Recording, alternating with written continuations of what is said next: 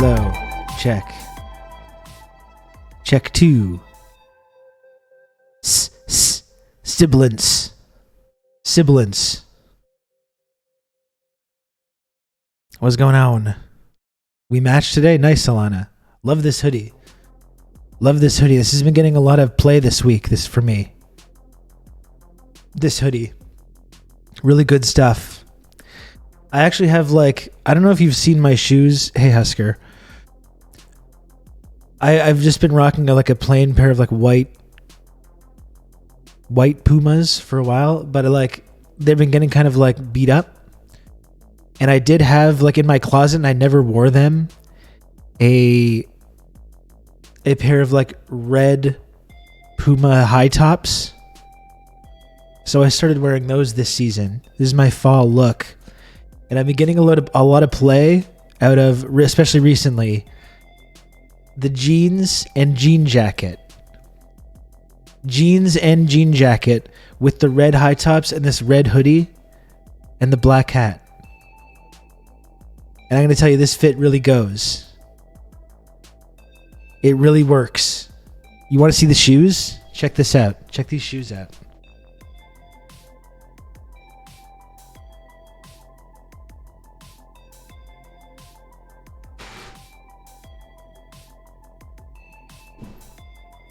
With these guys.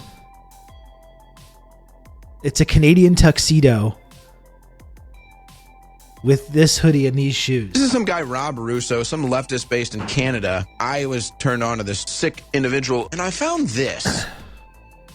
Ambiguibot, thanks for the raid. Thanks for the raid, Ambiguibot. I appreciate it. Oh, jean jacket and hoodie. That's right. It's fall season. It's fall season over here. So I know they're not posted in the fit check, but let me see if I can. I don't have an image, I think, of this specific fit with the hoodie, but I do have. This is from a couple weeks ago with the orange shirt. So I'm going to give you an example of this look, okay? And if you're looking for like a cool fall look, if you got fall jacket weather where you are, this is a great look. Don't be scared by the jean jacket and jeans combo, okay? I know there's a lot of mockery and derision around this look, the Canadian tuxedo and what have you. But if you get some bright colors mixed in there, both in the upper torso area and in the shoes, a little bit of flair, great stuff, okay? Here's an example of what I mean. If this is like, this could be a fall like fashion inspo for you. Shit, where did that go? Why is that gone now? So there you see the up top, and you see the. Well, hold on. And then there's the below. With the shades as well. This is gonna be fun. This is a great look. Okay, when you get to that colder weather, little chill in the air. Don't let anyone intimidate you about wearing a jean jacket and jeans at the same time. Oh, it's a Canadian tuxedo or whatever. It's whatever. It looks cool. I mean, that's a popular look because it works. Right? Sometimes things are popular because they just work. And wearing a jean jacket and jeans is one of those things. Now, if I was wearing like a jean, like one of those like jean button-up shirts in addition to that, or even more muted colors, I would be less enthusiastic about it. But you get that little splash of color. You get the splash of color in the kicks and the shirt. And it's just a great look. Okay? So just a little fashion advice. You know, you don't need to listen to me on this. You don't need to totally listen to me.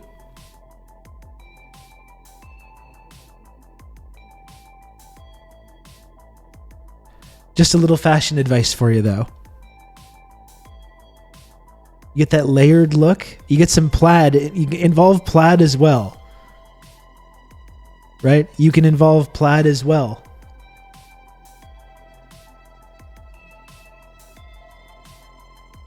And you just look cool. Right?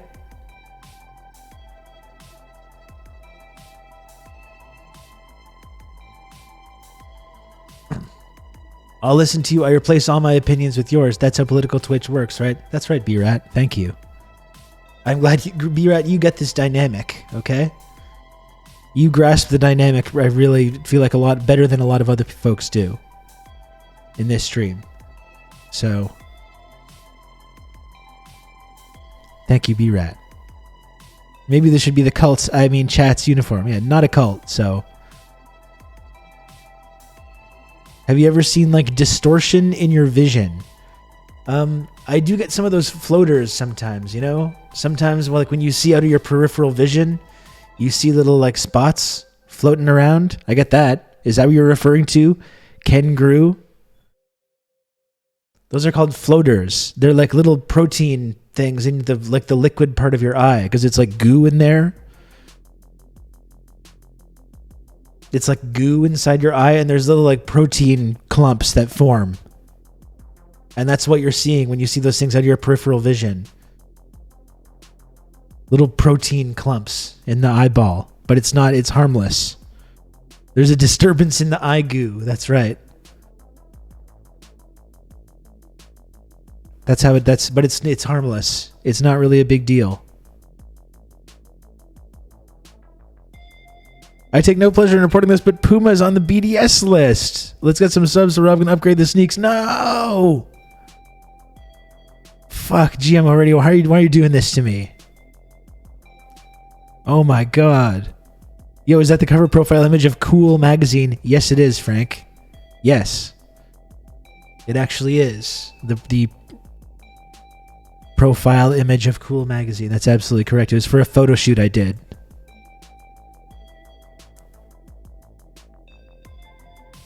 Canceled.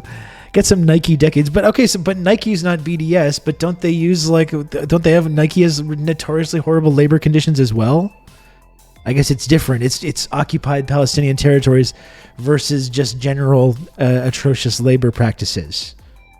There's really no winning, can you? Putting together the flyest Zionist fit. Oh my god. Oh my god.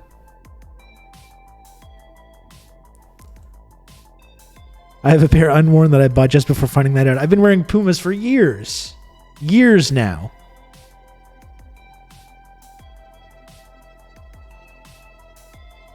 Good lord. Do they still make the Adbusters sneaker? That's the only way you can go. Let's go back to that. Let's go back to that. We got to return to tradition. Let's all become Adbusters people again. Remember that? Remember like in 2003 when that was like as far left as you could be? That was as far left as you could be as if you bought the magazine Adbusters. There was no that was politics. That's all you could do. Embrace tradition.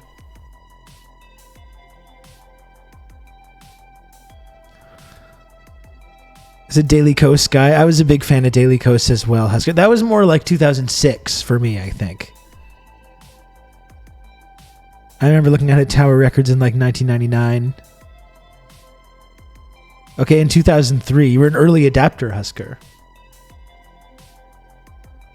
Now Coast is like trying to shut down Bernie Sanders and like buying flowers for Nancy Pelosi. That's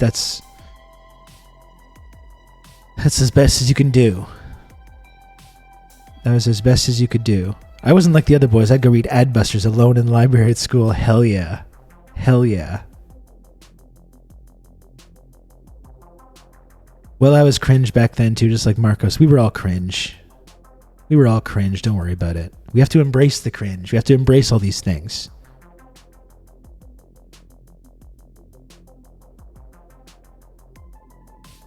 BDS, you mean the terror group Chuck Schumer and other patriotic members every year when Congress opens tries to get banned? That's correct. Yeah. Even the NDP in Canada, they can't even support BDS. It's just too extreme. It's too extreme to support BDS, even for our most cherished social democratic parties. Adbusters and infantile disorder. Yeah. Yeah, that's good. That's very good.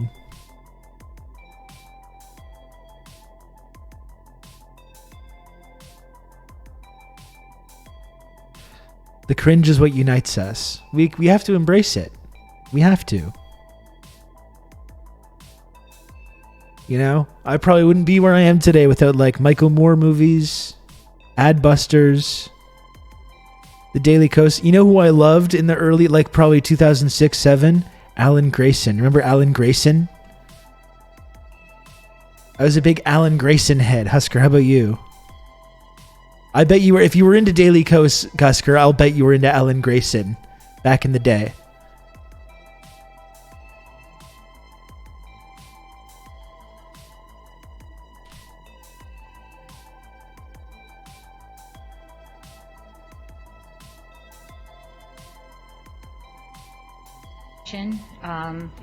Gentleman is recognized for 5 minutes. Thank you, Madam Chairman. You may recall that a few weeks ago, Who else was watching President this Obama like came to 14 this years chamber, ago, just fist pumping? and he addressed the chamber on health care before a joint session of the House and the Senate.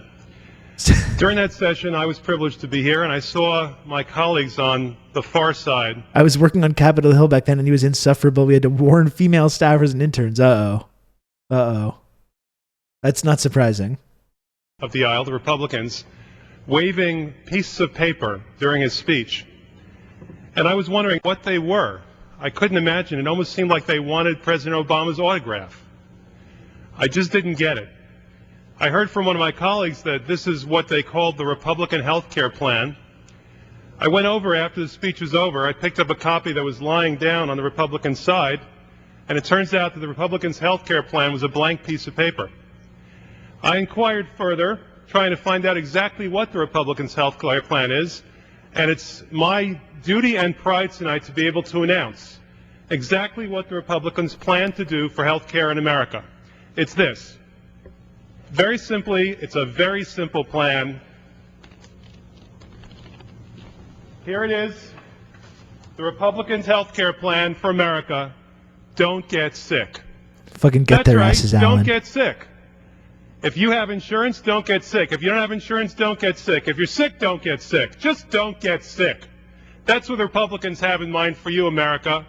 That's the Republicans' health care plan. Fucking annihilate them. But I think that the Republicans understand that that plan isn't always going to work. It's not a foolproof plan.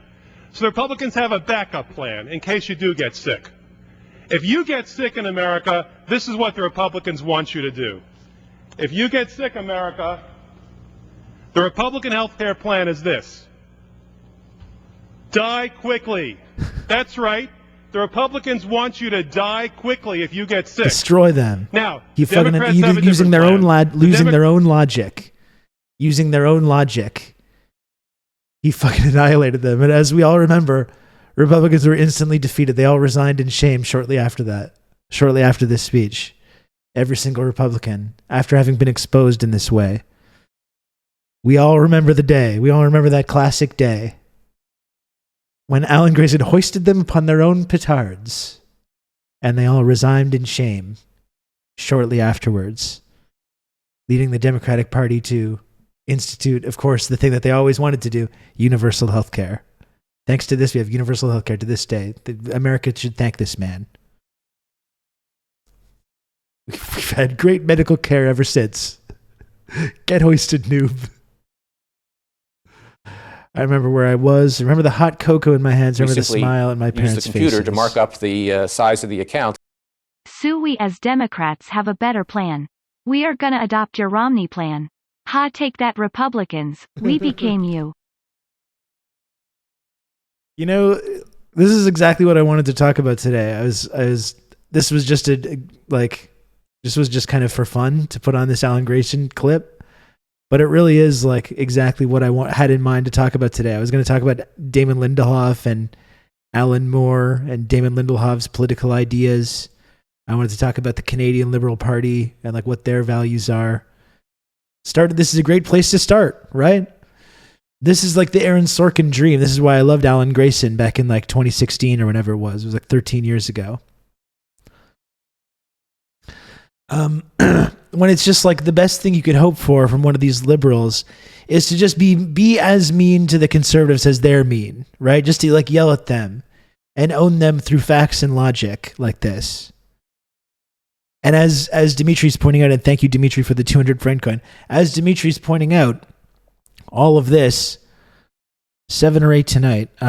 Really chill guy. I'm going to go ahead and say 7. How's that? I think you're a 10, to be honest. Oh, my God. Oh, my God.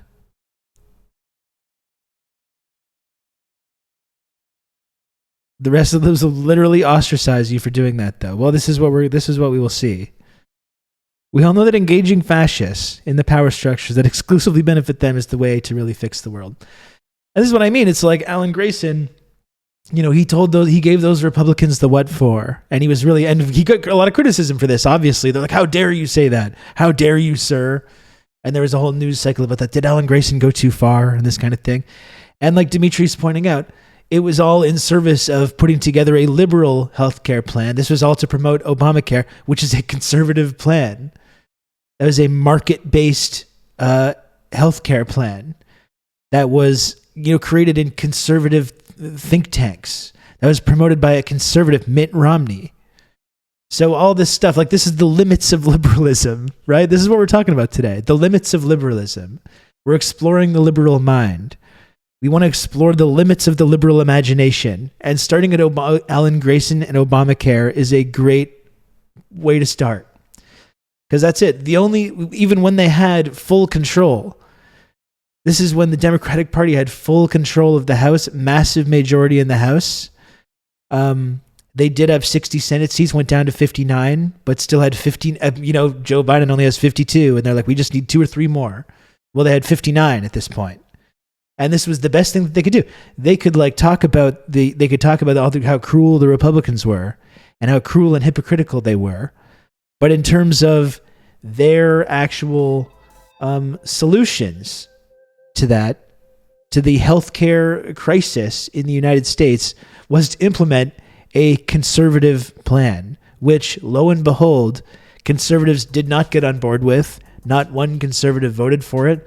They all immediately demonized it as being this horrible communist government overreach, big government expansion over healthcare.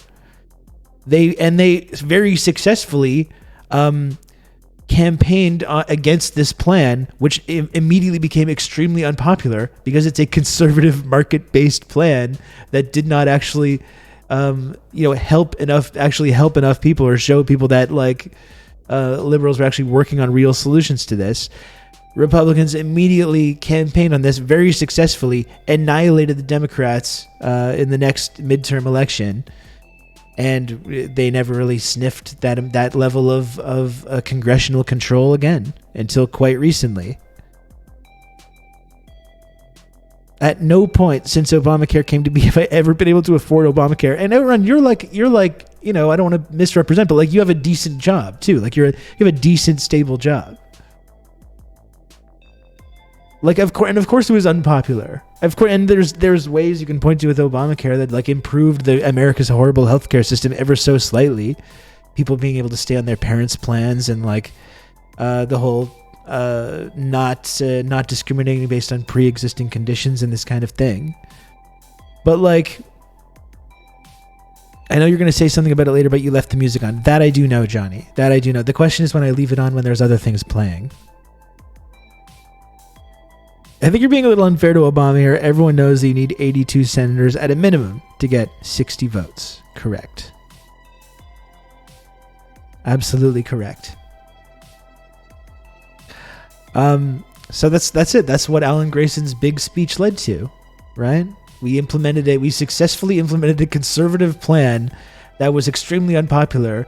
It was not bipartisan, despite our efforts to just make it, to negotiate with ourselves before even hitting the negotiating table, negotiating with ourselves down to a conservative plan that we put forward that was still not bipartisan, and which our conservative enemies campaigned against very successfully and destroyed us on. Completely destroyed us and annihilated us on. Let's see the rest, though. Democrats say that if you have health insurance, we're going to make it better. If you don't have health insurance, we're going to provide it to you. If you can't afford health insurance, then we'll help you to afford health insurance. So America gets the... Will help you afford health insurance. Oh, thank you. Thank you, Democrats. Thank you, liberals. That's so generous. If you don't have health insurance, we'll make sure you have health care. We will help you afford health insurance. Big difference. Big difference. You know what? The way this white shirt is sitting on me is bothering me. Just one sec.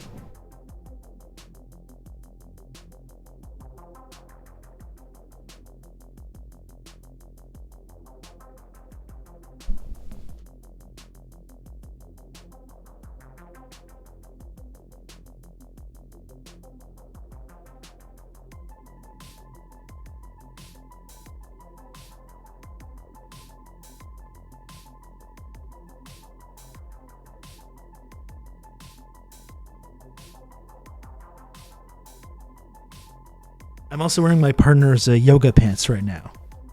That's my look today. That's my fit.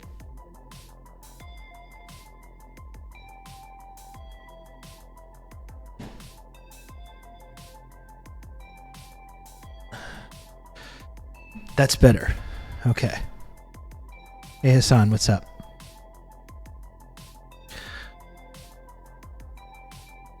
And Pelosi's on TV this week saying, we just need 2 more votes. If you believe this, you're the most credulous person alive. I mean, this is what I've been trying to tell people.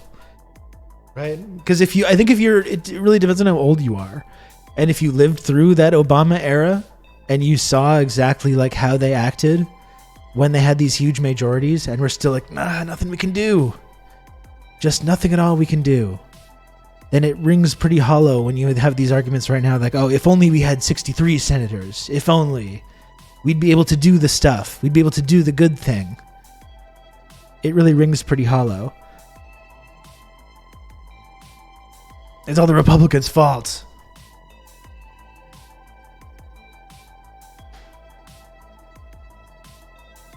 But that's it. So that's the thing. That Obamacare is a great way to start this conversation where we explore the liberal mind. This is what we're going to be doing today. And Alan Grayson, we're talking about our cringe former liberal political influences.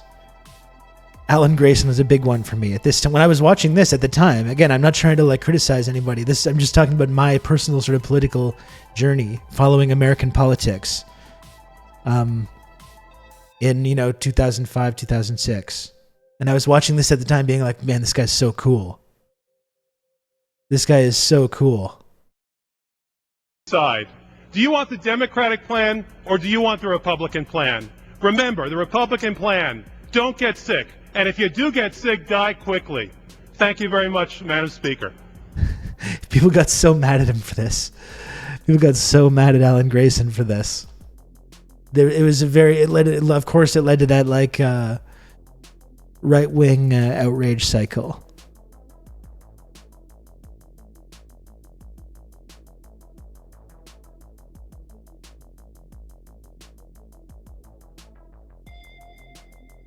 I'm sure I heard that Joe promised to codify Roe, and I'm sure he's the first president to ever do that.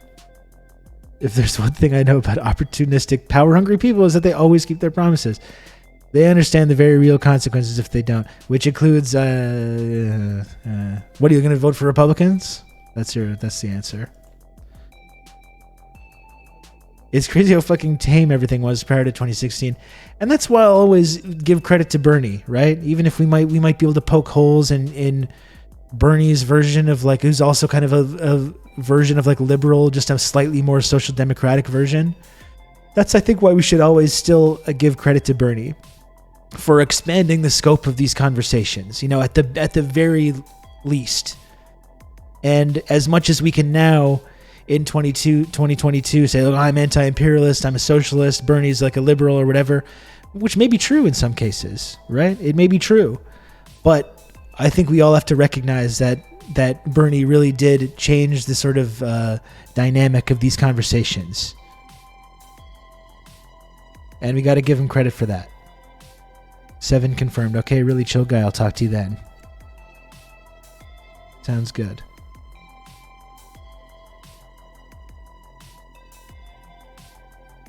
I'll still probably vote for him a week before he drops out of the primary. I still hope he does run again or something goes on. Ditto Corbyn in the UK. Totally, Hassan. Totally. You know, we can criticize these guys all we want from our comfortable seats now, like after having gone down this progression ourselves.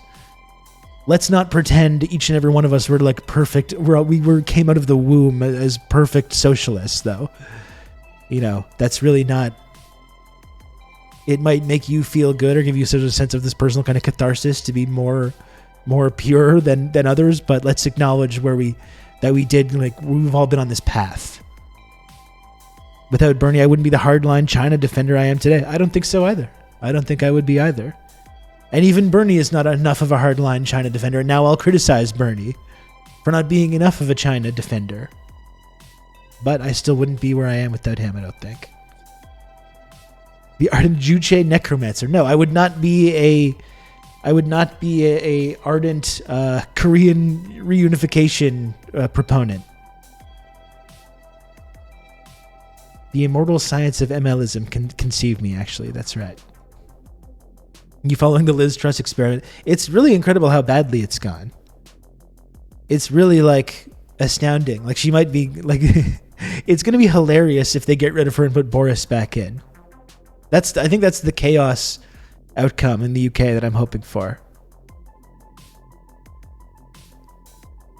Let's put Boris back in there. If Bernie doesn't run, who will folks like us end up having to vote for in the Dem primary? I do not know.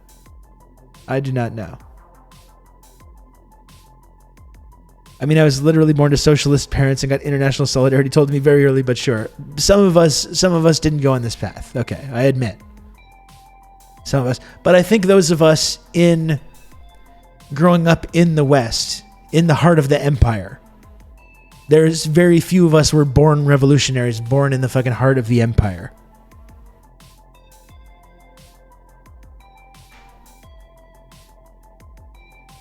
Yeah, and we've all seen what being the son of a well-read communist can be with Buttigieg or with Justin Trudeau, right?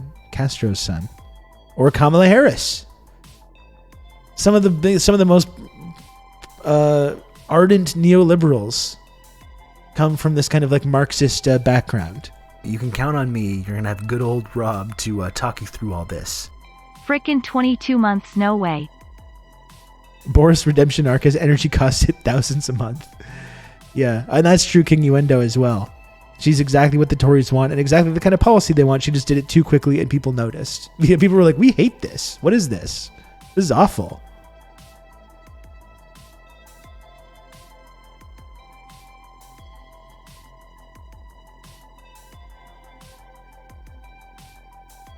Goth Angle Sinner, thank you for the 22 months of tier 1. And I keep promising the community a fancy, exclusive 24-month, 2-year sub badge, which I will do. I will do this. Hello, Crabbiled. What's up?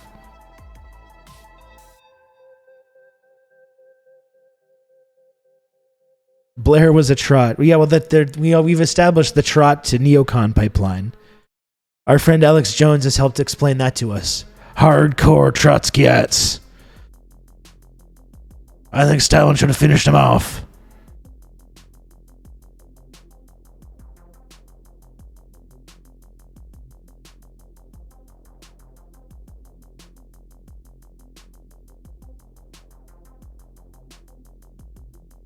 Sorry, it's hard to talk right now because there's construction going on right directly below me. I'm hearing like big drilling.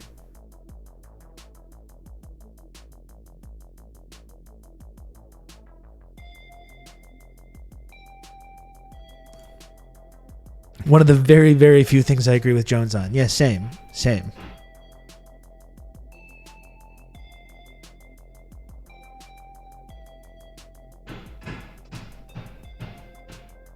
Oh man, that's so loud. You hear this?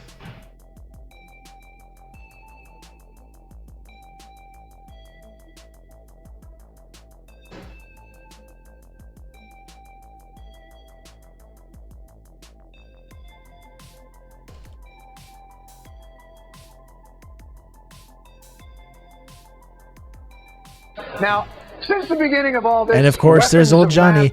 And listen, I know I've beefed with Jon Stewart before, and I've talked a lot about how Jon Stewart was also a big part of my sort of political journey.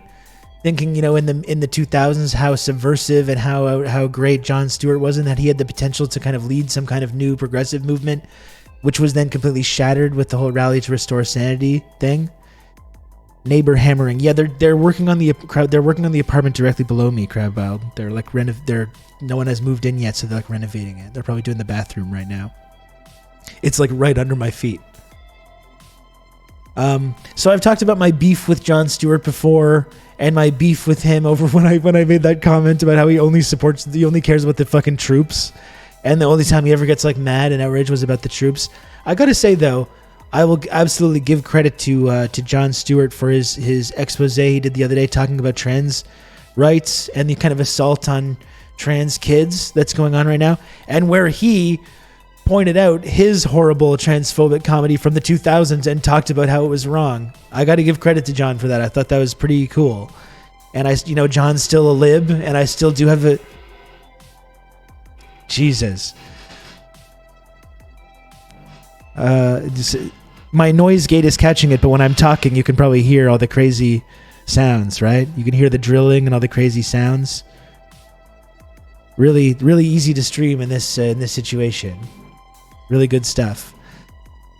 So I still beef with Jon Stewart. He's still a lib.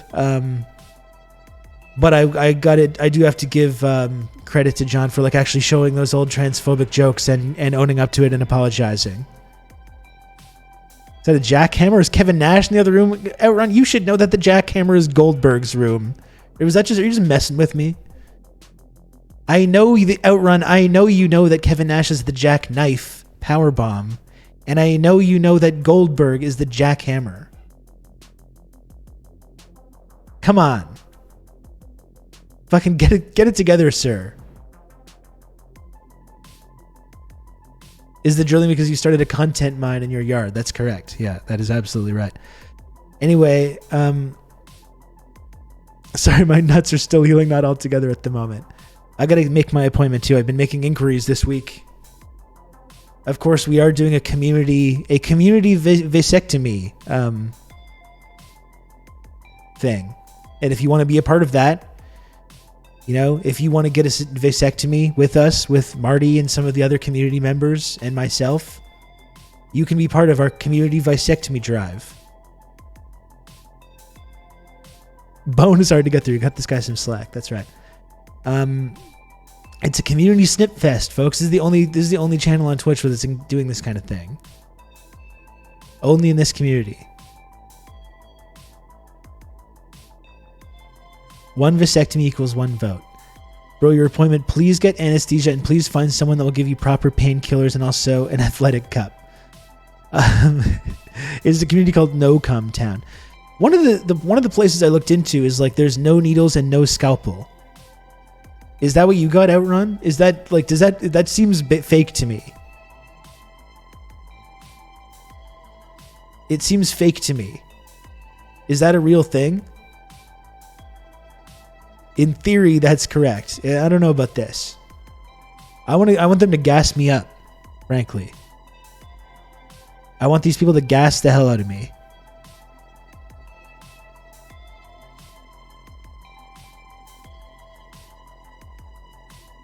Oh, they use that hypnosis? I don't know. It's just some kind of mental, they focus their mental energy on it really intensely. And it just closes all the stuff off, I guess. I don't know. The vasectomy haver in my life had pretty much no pain. Okay.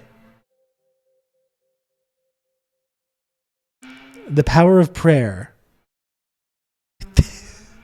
Yes, it was like a psychic vasectomy. That's correct. Oh, man, it's so loud. Jesus.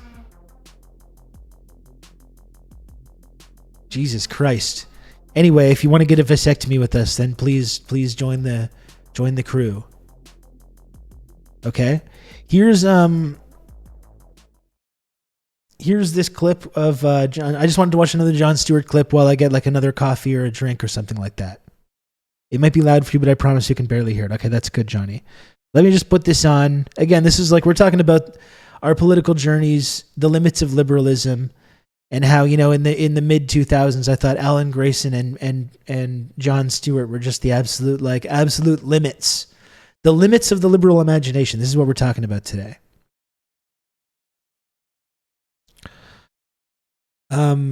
Here we go. Here's this clip. I'm just going to get another beverage, and then we're going to continue. Mass destruction, regime change, pockets of resistance, targets of opportunity business.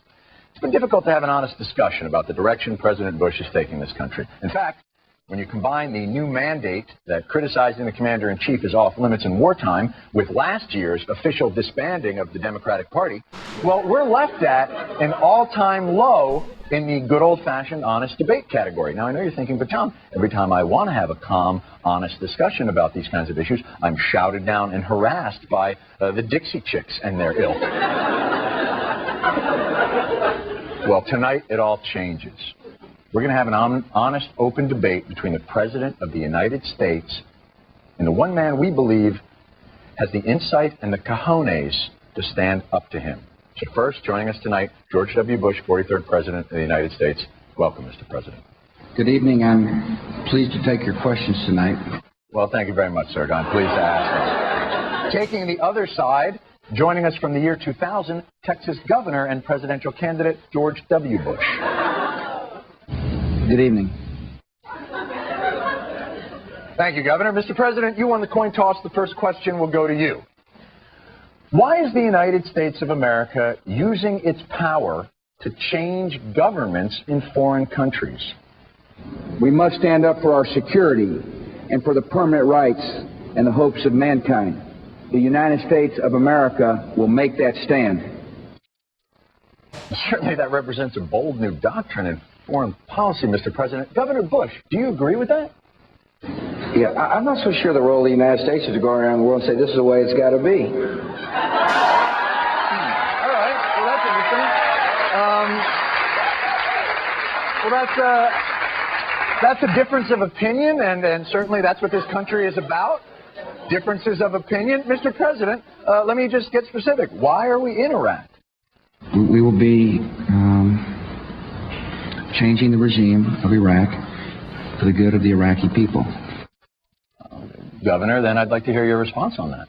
If we're an arrogant nation, they'll resent us. But I think one way for us to end up being viewed as the ugly American is for us to go around the world saying, we do it this way, so should you.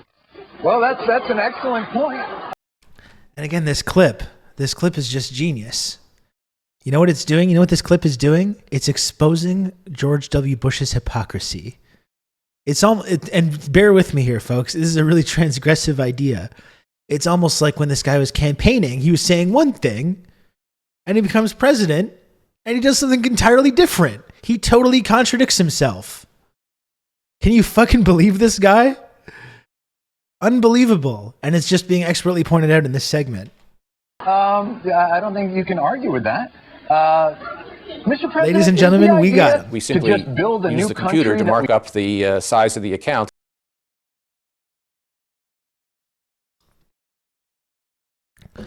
Remember, folks, this man eventually will give medals to fascists in support of empire, liberal fascist bargain, the bullshit folly of empire logic instead of the problem is empire. That's right, Dimitri. Thank you. Yeah, totally. And it's like when the George W. Bushes of the world are campaigning, you always have folks like Jon Stewart being like, now we've got to take their ideas very seriously as what they're saying, like in these campaigns. And hey, this man's not listen to, like, he's using this kind of, let's pay attention to the things that he's saying. He's not like one of these normal conservatives. And then when the eventual shift happens, then they point it out, and they can't make the leap to saying, like, maybe when they're campaigning, they're completely full of shit and all their ideas are bad and evil. We like better? We will tear down the apparatus of terror, and we will help you to build a new Iraq that is prosperous and free. I don't think our troops ought to be used for what's called nation building. Well, that's fair enough, Governor. I mean, certainly hypocritical. You're entitled to that. But then, Governor, answer this. How do you propose we nation build? Would you use diplomacy? Let me say this to you. I wouldn't use force. Well, Mr. President, clearly you're skeptical of the governor. Now, Governor, you sound categorically against the use of force. In your time in Texas, what have you done to demonstrate your willingness to be tough? Well, I've been standing up to big Hollywood, big trial lawyers. What was the question? It was about emergencies, wasn't it? No, it wasn't. This week, the Jon Stewart podcast talks with Azov. Is that true? Is that true, Moist Outlets? That's the thing. When I was having my beef with, everyone remembers this summer. Everyone remembers my big public beef with Jon Stewart. I had made some controversial comments about Jon Stewart. Everyone was talking about it. Everyone remembers this. Which, of course, resulted in Jon Stewart making a video with Jack Posobiec and then, participating in some event where he, gave medals to one of these Azov guys. Many people were talking about this. That's right, River and Ravens. It was the talk of the net. Really got everyone's dander up. Everyone comes after him. This guy. Can you believe this?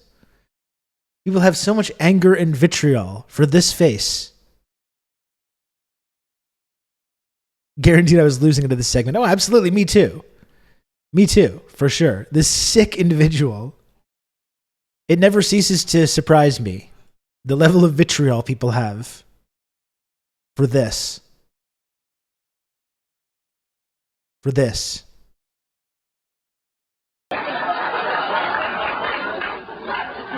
Getting back to Iraq, Mr. President, you're as familiar with the governor's record in Texas as anybody. Are you willing, Mr. President, to trust Governor Bush with our foreign policy? I am not willing to take that chance again, John. It's a video clip. You can't hear you. From two very different men. Now, as this debate draws to a close, I need to turn to the subject of money. Much of this discussion on foreign policy is moot if we can't afford to pay for it. So we're running out of time. Quickly, both of you, let's talk numbers. I'm sending the Congress a wartime supplemental appropriations request of $74.7 billion to fund needs directly arising from the Iraqi conflict. $74.7 billion appears to be within the realm of reason, Governor. Obviously, tonight we're going to hear some phony numbers about what I think and what we ought to do. Perfect example of gesture of empire. Well, on that note, I want to thank both George W. Bushes for taking part tonight. In keeping with our debate rules, we will end our discussion with a trite and insincere farewell. Mr. President, you are the most powerful man in the world. You can go first. Good night, and may God continue to bless America. Wow. Incredibly insincere. Governor, can you top that? Thanks from the bottom of my heart. Nice. Wow. Now, this has been... And of course, as we all remember, immediately following this, George W. Bush resigned in disgrace. Immediately following the segment. When his hypocrisy was exposed. Right? That's the limit of the liberal imagination. That's the Sorkin wet dream. Right? It's not doing anything. It's not doing anything good. But when we expose those conservative hypocrisy, we expose their hypocrisy. That's really the best we can hope for. He spontaneously combusted when he found out he got owned. Maybe he choked on a pretzel. Remember that? Maybe he was watching that clip. He choked on a pretzel. He was like, I'm choking on a pretzel. Yeah. Remember that? What, have we been having a goof? That's right, Doc.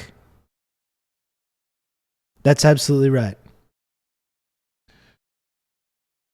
Every year Tucker Carlson is on air, that old Crossfire interview gets more and more painful. Yeah, and I remember we all celebrated Jon Stewart when that came out. About how Jon Stewart owned Tucker Carlson. He ended the show. He ended Crossfire. And as we all know, Tucker Carlson ceased to have any kind of influence in the conservative movement immediately following that moment. Well, sorry, I'm just getting it in my earpiece. He's actually the most popular news broadcaster in America. And political commentator. Okay, good. Very good. His pretzel logic was flawed. Oh, behave. You can really see the liberal mindset then. Yes, you can. This is what we're exploring today. This is what we're exploring. Funny how experience and perspective changes you in a profound way. I used to think this guy was the apex of humor. Me too. And I, like when I'm talking about Alan Grayson or Jon Stewart, I don't like, we can make fun of that. I don't want to pretend that I wasn't hooting and hollering watching this stuff when it was on. I absolutely was. So you're right. It is, you change your, it seems a lot different after gaining that experience and perspective, but we don't need to pretend, except for some of the pure socialists that are watching. There are a few. But for many of us, like, this has been part of a political journey. And when we're exploring the liberal mind, we're also exploring, our own previously incorrect ideas as well. Use the computer to mark up the size of the account. If only there was a nice guy in charge. He puts Obama in charge. He expands the Bush wars by quadruple. Yeah. And they conveniently stopped having this oppositional relationship to power. Right, Dimitri? And thanks for the 100 friend coin, by the way. Like, we were talking about the Iraq war protests on Monday, and in retrospect, how much of that was just an anti-Bush protest, and would those protests have been as widespread in America and as popular if it was against a Democratic president? As we saw when Obama expanded the wars, there were no such protests. There was fucking nothing. And when Obama was drone striking weddings and funerals and hospitals and assassinating sometimes even American citizens, it had this widespread CIA-run warrantless assassination drone program. Horrific foreign policy. Maybe not a big invasion like the Iraq invasion, but still an absolutely horrific foreign policy. And these liberals just failed to coalesce around it to the same extent. And in fact, what I recall, because I was on Twitter all the time during this era as well, as I recall, these kind of liberals who criticized Bush so much would just bend over backwards to defend Obama as he carried out these brutal, vicious policies. And in fact, when people did criticize these brutal, vicious policies, those people were called, conservative sympathizers and whatever else, Al-Qaeda sympathizers or whatever. Drone killing American miners, just no big deal, whatever. Guantanamo remaining open, right? The liberals just completely lost all their energy. And that's exactly why dronies are sick in the head. That's exactly right, GMO. And by the way, I thought we came up with that. I had never heard anyone say drony before, but I've seen that a number of times out in the wild now. I want to take credit for it, calling them dronies, because I had never heard that before we started saying that on this program. The UK office is still funny. It's still very funny. I agree with that. Anyway, if anyone says dronies, you can make sure to correct them and let them know that they owe royalties or whatever. The liberals cheered for Gaddafi's death with drool puddling from their jowls. Yes, they did. And they were just as eager to go into Syria as well, right? And they're still to this day calling any critic of American interference in Syria a sadist. Still, that began under Obama as well.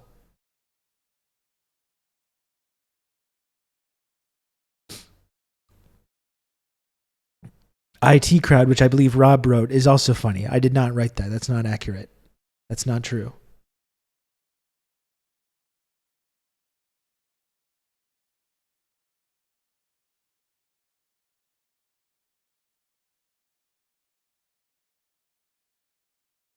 That's not accurate. Maybe you wrote it and forgot. I don't believe so. No. Just arrived. Are we naming Rob's writing credits? Nope. No, we aren't. In fact, I am working on something. I've been working on writing something for a while. A top secret project. It kind of got sidetracked over the last 4 or 5 months. I'm back on it now. And when it is, if it ever does get produced, it will be very subversive and good and not bad. Was it a twin? Nope. No, it wasn't. And in fact, let's just drop this.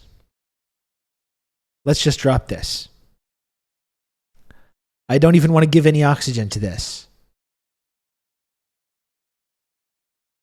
But yet we're talking about our political journeys. It's Prometheus 2. He's writing it with Outrun. Oh God. Outrun's comment about Prometheus today in the Discord server genuinely made me mad. Like, not even like, oh, I'm mad now. No, it's like I was actually upset.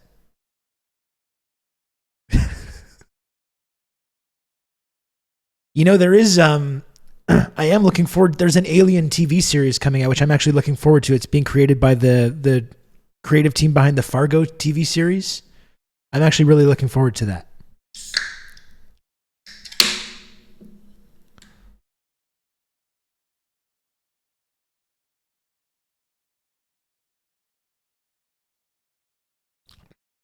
Chin chin, folks. Thank you also to brand new sponsor of the stream. First time mentioning this. Brand new sponsor of the stream, Bubbly. Sparkling water beverage. I'm enjoying a nice orange bubbly right now. Very refreshing. Very refreshing. And very tasty.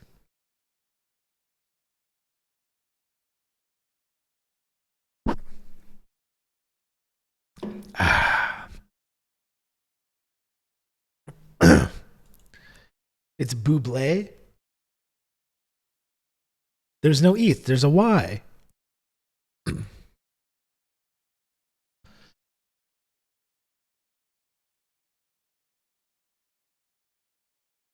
That movie isn't that bad. It's not great, but it's fine. Well, 10,000 Sandwiches, I would disagree with that. And I was very excited for Prometheus. I saw it by myself opening night because I love the Alien franchise so much. And I was there by myself opening night to see Prometheus. Was very excited for it. Visually, it's stunning. It looks great. I was very excited for it. And then somewhere, I can't remember exactly. Actually, I can remember exactly what point it was. When I was in the theater, really ready to like it. I don't go to the theater expecting to hate things or wanting to dislike things. But I just had a moment in the theater and I was just like, I hate this. What am I looking at here? I hate this. Did I miss the shower stream? What flavor of Old Spice body wash does Rob use? I can't remember the name. It's like a hydro something. And I use a loofah. I saw Outrun speculating about the washing technique. I do have a loofah, and I use my Old Spice hydrating body wash. And I do wash the leg area, the legs, the lower half. I don't just rely on the trickle down effect. Okay? I don't just rely on the trickle down soap to wash the lower half. I got the loofah down there, and I make sure that it's good to go. Good to go down there. Anyways, but Prometheus, written by who? Damon Lindelof. We got a segue. You exfoliating? We got a little bit of exfoliating. Yeah. A little bit of exfoliation going. Written by Damon Lindelof. And I haven't even seen the sequel. I did not even see the sequel. It's remarkable to me that there's another film in that franchise directed by Ridley Scott and I just didn't even watch it.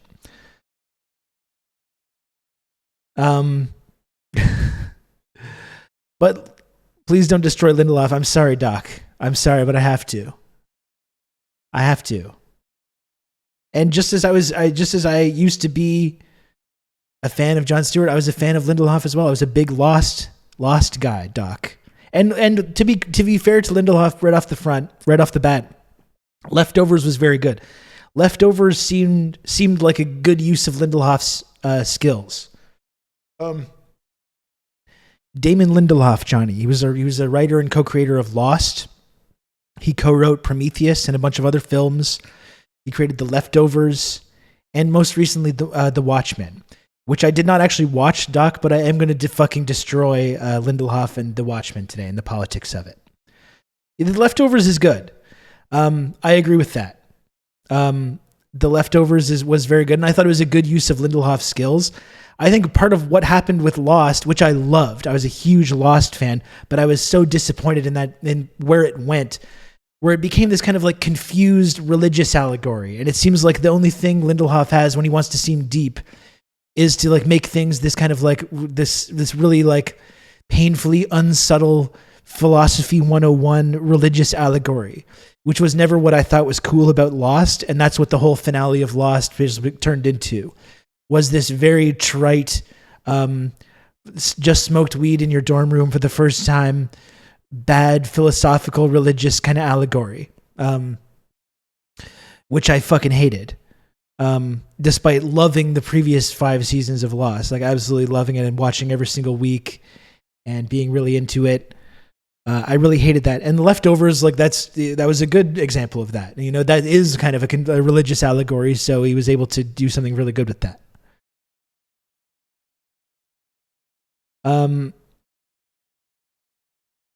People expecting a cohesive moral lesson out of a 6-season TV show are always going to be disappointed. You have to enjoy Lost for the journey and not the conclusion. And I generally agree with that, G. Kleppy. Like, I wasn't expecting, like, a lot of people were mad about the answers. And I want every single mystery to have this, like, satisfying answer. And I never really expected that. But I think Lost for me was always it was a sci-fi show, you know? It was a really cool spin on these kind of, like, sci-fi concepts, kind of Twilight Zone-y, kind of thing, and I liked that a lot about it. And then bringing it into this kind of like, they really went too far down this path of like trying to have some kind of like coherent philosophical allegory, which ended up being this very hackneyed religious thing. That's what I hated. If Lost had just still continued to be a sci-fi show, even if it wasn't perfect, I still would have been totally satisfied with it. But I think turning it into this very confused moral religious allegory, I think was like really painful to watch, especially as someone that had devoted so much mental energy to thinking about it and watching it. My take on Lost is that the writers lost the plot. Oh my fucking God, Eric. Jesus Christ. Anyway, just as I have a complicated relationship with Jon Stewart, I've got a complicated relationship with Damon Lindelof as well, for that exact reason. Someone that I was a big fan of that ended up totally disappointing me. And Lindelof is in the news lately because of his adaptation of The Watchmen, and a quote from Alan Moore, the creator of Watchmen, about Lindelof and about about the series, which kind of went viral. Let me just call that up.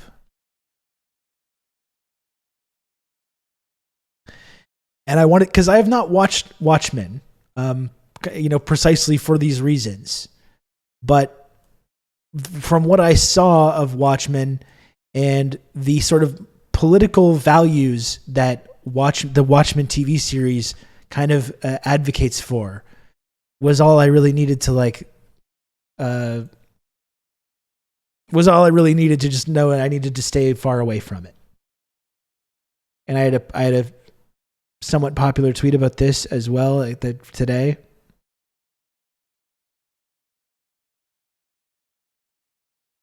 Which we can take a look at. But I thought this is exactly the jumping off point for this idea of exploring the liberal mind today, which is that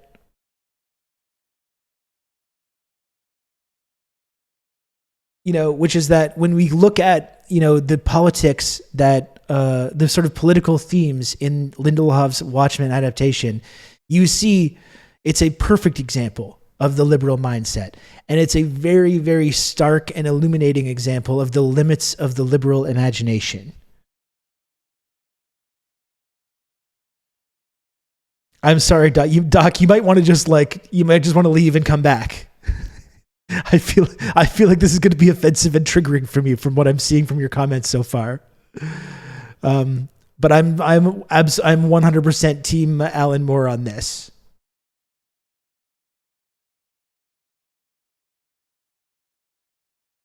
So this is your warning, Doc. I love you, but I'm giving you a warning here.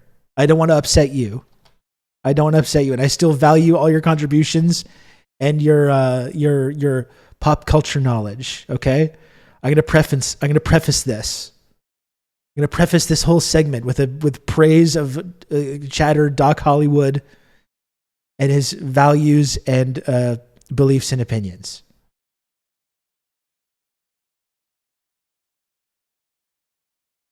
In this house, we uphold Alan Moore. And and when it comes to this, like, Alan Moore's statement on Damon Lindelof and Watchmen, I'm 100% in agreement. And you know what? I've never watched the series. I'll preface that as well. I've never actually watched it. Just what I saw from what Lindelof was saying he wanted to accomplish with it. And the few... this is a beef segment. That's right, Starlight. I do have major beef with Damon Lindelof. I think you can have an interpretation of a work that the original author doesn't like but is still good, but The Watchmen show is decidedly not that. Again, I have not seen it. I'm glad I woke up for all these good Rob movie opinions. Sinchel, I know you don't always agree with me about this, especially when I force you to watch like Top Gun and these kind of things. So I'm glad that I'm on Sinchel's good side today.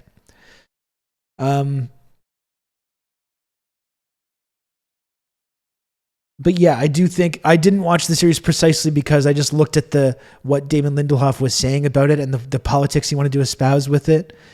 And the clips that I saw of it was just like, I think I'm going to be giving this a miss, even though I know it was very popular with both audience and critics. Sinchel loved Top Gun. She's a big Tom Cruise fan, as I recall. I believe that's correct. Yeah, I believe that's true. Anyway, here's this one quote. It's just like, these quotes from Lindelof are just embarrassing.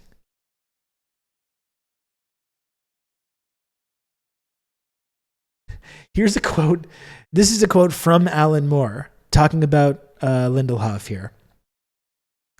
The question is, I assume you still haven't seen any of the adaptations of your work.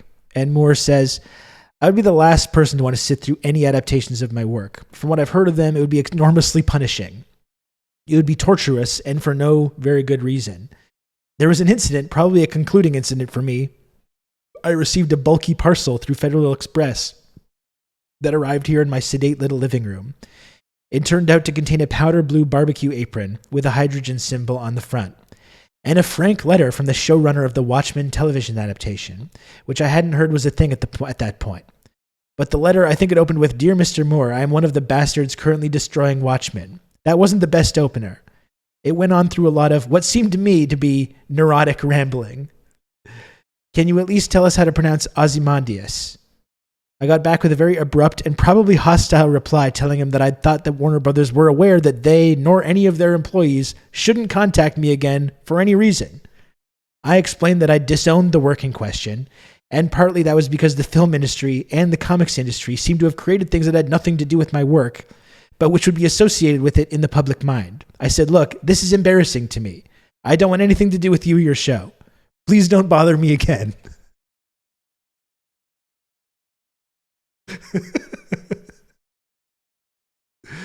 I love how he talks about this.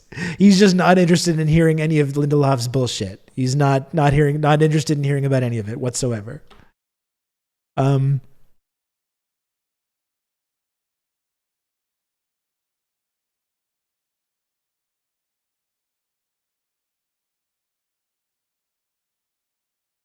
And here's what Lindelof said about it. Again, it's just incredibly embarrassing statements from Lindelof. Like, this turned me off giving this series a chance at all, seeing how Lindelof conducted himself in this press tour. Did Lindelof do Lost too? Yeah. He was one of the co-creators and showrunners of Lost. And famously took so much criticism for the ending of Lost that he got bullied so badly that he left Twitter, including by people like me. Because he was just constantly being made fun of for his the horrible ending of Lost, which some of you may have liked, some of you may have not liked. I illustrated why I was not into it personally. This extremely fucking embarrassing quote from Lindelof here, though, and we're not even at the ultimate embarrassing quote, which I'm going to get to next, which I think is the really illustrative example of the liberal mindset. You know what? I should tweet that I'm live right now.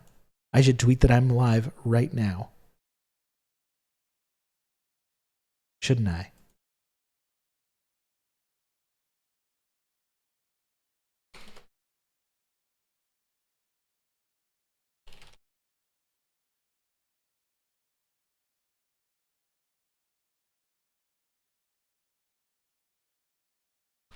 I can tweet that I'm live once, right? Why not? Okay, done. So here's this extremely embarrassing quote from Lindelof. That's not even the money embarrassing quote. It's brutal. Lindelof said, this is Alan Moore's, this is after Alan Moore's statement of just like, I don't want anything to do with you or your show. Leave me alone. Like that's Alan Moore's stance on this. And Lindelof said, I don't think that I've made peace with it. Alan Moore is a genius, in my opinion, the greatest writer in the comic medium and maybe the greatest writer of all time. He's made it very clear that he doesn't want to have any association or affiliation with Watchmen ongoing and that we not use his name to get people to watch it, which I want to respect. As someone whose entire identity is based around a very complicated relationship with my dad, who I constantly need to prove myself to and never will, Alan Moore is now that surrogate. The wrestling match will continue. I do feel like the spirit of Alan Moore is a punk rock spirit, a rebellious spirit, and that if you would tell Alan Moore, a teenage Moore in 85 or 86, you're not allowed to do this because Superman creator or Swamp Things creator doesn't want you to do it, he would say, fuck you, I'm doing it anyway. So I'm channeling the spirit of Alan Moore to tell Alan Moore, fuck you, I'm doing it anyway. I need extremely rich showrunners and producers to not say that they are punk rock. And again, the difference, he's comparing himself to Alan Moore, despite Alan Moore specifically saying, like, leave me alone. I don't want anything to do with you. But he's comparing himself to Alan Moore and Alan Moore's kind of rebellious spirit by injecting this politics into Watchmen, which is completely antithetical to the politics of Watchmen. And how Alan Moore specifically is when he's talked about superhero movies as well, and how it's kind of like a sign of encroaching fascism, this kind of like infantilized obsession with retreating into this fascistic superhero world. Alan Moore's talked about this. And the politics that Lindelof injects into this series are just completely antithetical to any kind of rebellious spirit whatsoever. And in fact, as we're going to explore next, is just the ultimate example of the completely like backwards and limited liberal imagination, right? Punk rock, well, that thing that started as a counterculture movement, it got swallowed by capitalism and regurgitated. Yeah, that's actually a very good example. Here's the ultimate quote. Like when I read this quote, I was like, there's no way I can ever watch this series. And I maybe there's people in the chat like Doc that really like it, but this quote is just unbelievable. And I think from what I've seen, the politics of Watchmen, really, I mean, this is the guy, the showrunner of the show, and this is the politics of the show that he's kind of espousing. You know, as we know, it's a series that takes place after, you know, decades after there's been this kind of like the situation with Ozymandias when he in the ending of the Watchmen comic, when he kind of like his evil plan is enacted. And it's decades later in what Lindelof describes as a liberal regime. It is entirely injected with liberal politics. Yet someone's saying this and then saying they're punk rock. That's the big slap in the face. Here's this quote though. It's really unbelievable. Lindelof says, liberals get two things wildly wrong in my opinion as an unabashed liberal. One is we spend way too much time wagging our fingers. The second is we don't know when to stop regulating. Regulation is important, it's necessary, but that's what the people on the right legitimately fear. So when does it stop? What is it to be 30 years into a liberal regime? That felt like low-hanging fruit that is too delicious not to grab at. It's going to be imperfect. You need a two-party system. This is the punk rock. These are Damon Lindelof's punk rock and also unabashedly liberal and progressive views. It's just so punk rock. You need a two-party system in order to achieve some level of balance. It doesn't mean that I'm not wildly progressive, but if you said to me, this is just astounding. If you said to me, how do you feel about a Senate that is divided 70-30? I'd say that's no bueno. That's not going to be representative of America.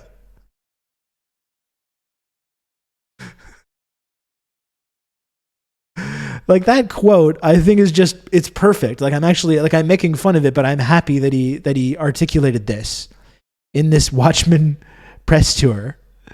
I'm happy that he articulated this because I think this is a perfect summation of what a lot of liberals believe, where it's literally like saying, you know, I'm an unabashed liberal. I'm a wild progressive.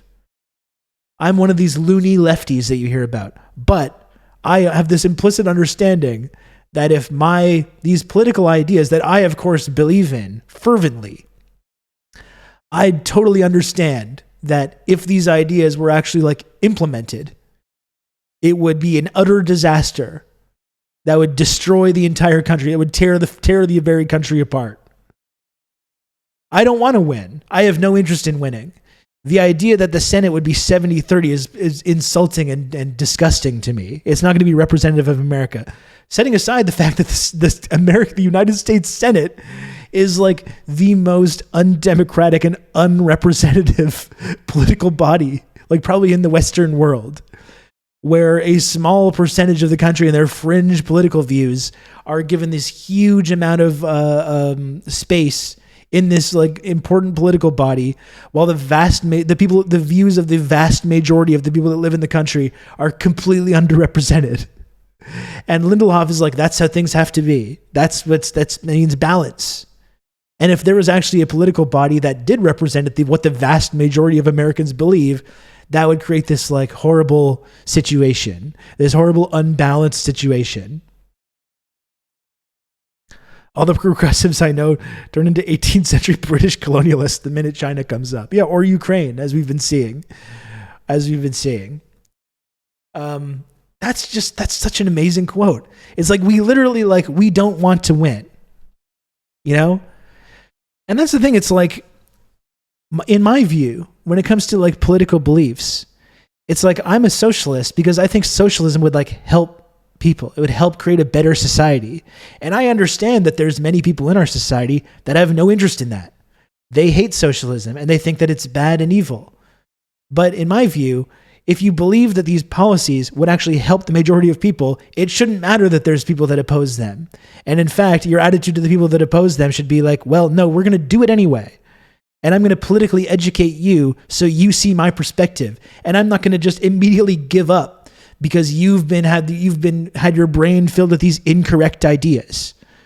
I don't care that people don't want these things. I don't care that I'm in the minority, right? I'm going to impose socialism on you, whether you like it or not, and you're going to thank me later because your life will improve. The lives of the vast majority of people in our society are going to improve. I don't care that you don't like it. That's fine, you know? But for someone like Damon Lindelof, it's like, no, I'm going to immediately give up. I'm going to immediately give up. The idea that like I could actually implement my values, which I profess, these things that I hold so dear, that are so important to me, that I so fervently believe in. The idea that I would actually implement these ideas is like just fundamentally unfair. It's fundamentally wrong. And I understand that if we were to actually implement these ideas that I believe in, it would just be a complete disaster. Like saying I'm wildly progressive, but we need to have at least half transphobes who hate the poor in power. That's right. We just need to. It's because the system is working to benefit of these assholes. That's why they can't fathom something else or imbalance. That's right. It's like convenient. This is a very convenient position for a multi-millionaire content creator to have.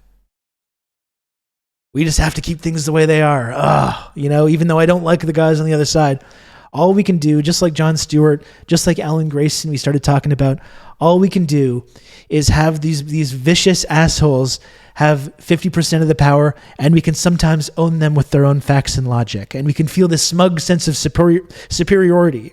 We can feel this smug sense of superiority. We can feel this sense of like personal catharsis at the superiority of our values. But we can't actually change anything. We can't actually like impose our values on anyone. We can't actually do anything.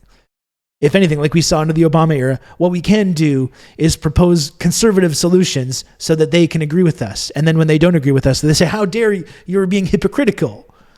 Ha ha ha, we've showed you this is actually a conservative policy that we fought for, and you don't even agree with that.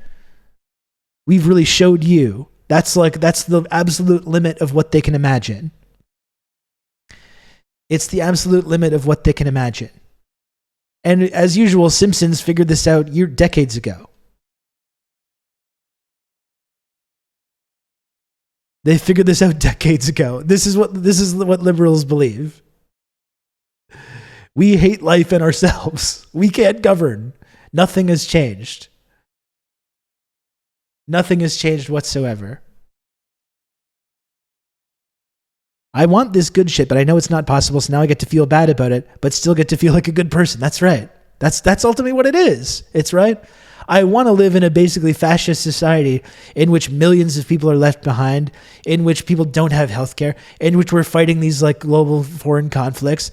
I want to live in this society, but I want to feel morally good. I want to feel morally okay with this. So as long as I profess to like believe in these alternate values while never actually doing anything to impose these values on anyone, I can feel like morally comfortable with living in this like fascistic, capitalist hellhole society that I'm personally benefiting from. This is the crux of what we're talking about. What is this, Dimitri? Let me see. Hi, I'm American. The liberal fascist bargain. This seems great. This no compete video. You know what? Maybe if we have time, we'll watch this clip today because it's like 23 minutes long. But I'm going to keep this on the back burner for now, Dimitri. But I'm sure this video by no compete is great.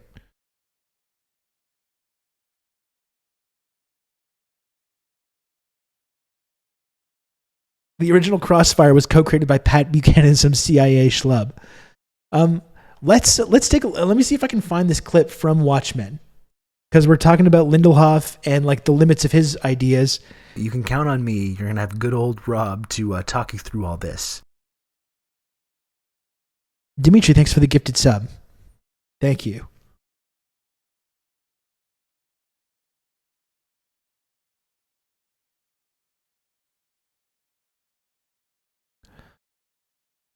You got to have a balance between the fascists and the fascist enablers. That's called being progressive. Yeah.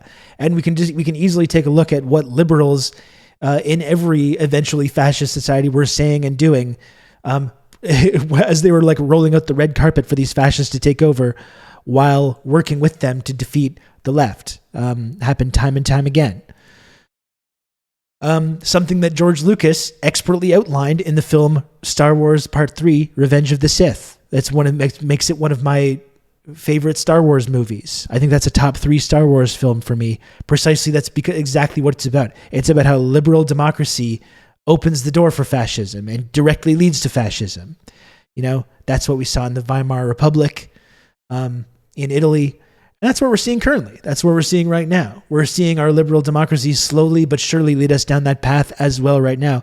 This has become like exponentially speeded up over the last couple of months with this Ukraine conflict, as all these masks are slipping even further. That's exactly what it's about, though. Oh, by the way, but before I move on, too, just want to give a quick prayers up to Hangman Adam Page. Hangman Adam Page had a bad fall last night on during his AEW World Championship match versus Jon Moxley. Hope he's okay. I saw it was just a concussion, I hope. Hang in there, Hanger. Prayers up for Hanger. That's right. And a concussion is really unfortunate, but it doesn't seem like it was like a severe neck injury or anything like that. Prayers up for Hanger. Also loved, while we're talking about this, very, very brief sidebar, absolutely loved the MJF and William Regal promo last night. One of my favorite segments I've seen in a long time. To talk you through all this. GMO Radio, thanks for the gifted sub. Thank you so much. William Regal is so good. That segment was just fucking incredible last night with MJF and William Regal. When MJF really got the crowd on his side, and then somehow Regal was able to completely flip things over. It was one of the most incredible wrestling segments I've seen in a long time. No spoilers, haven't caught Dynamite. Oh shit. I don't want to spoil too much. I mean, this is big news though. The Hangman injury is big news. Anyway, I do kind of want to watch that segment later because it was so great. I know Sin Chow would really love if I watched some more wrestling segments on this program. She's been asking about that repeatedly. Let me see if I can find this clip though from Watchmen. While we're talking about this quote from Damon Lindelhof, we're talking about the limits of the liberal imagination. This is like the second scene in the TV series.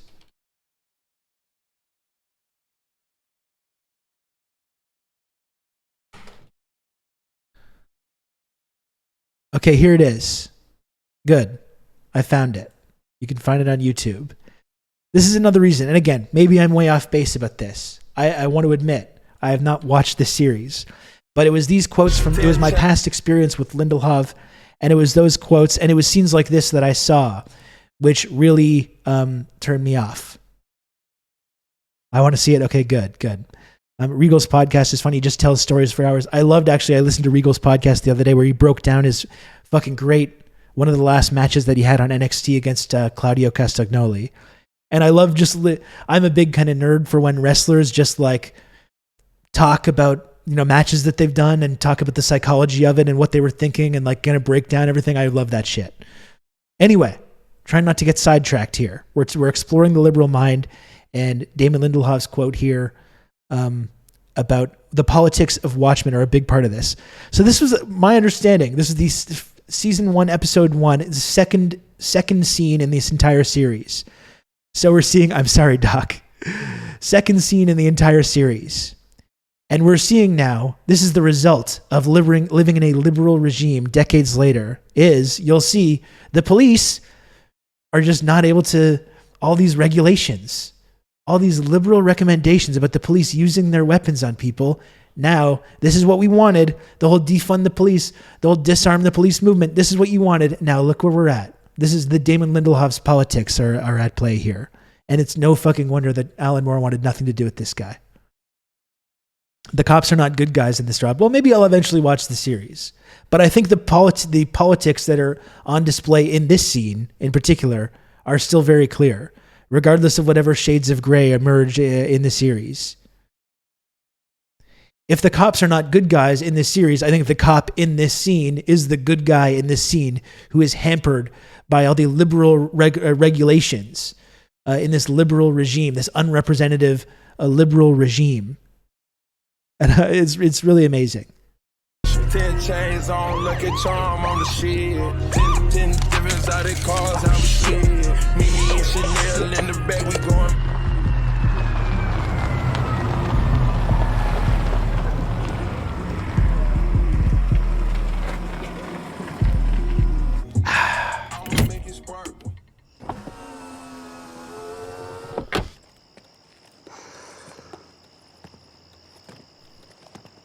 All the cars are electric. We're going to get to that next, Johnny.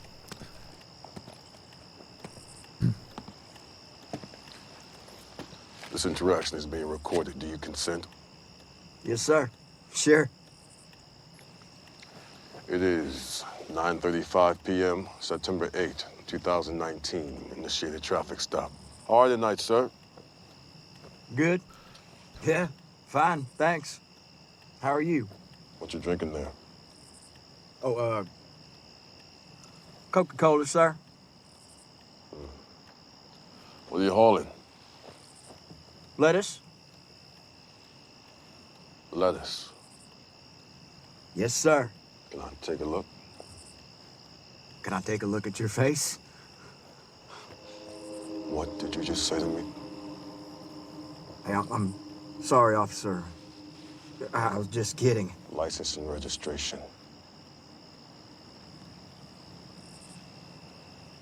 They're in the glove. Just gonna reach over and open it on up, okay? Gosh dang, woke cops.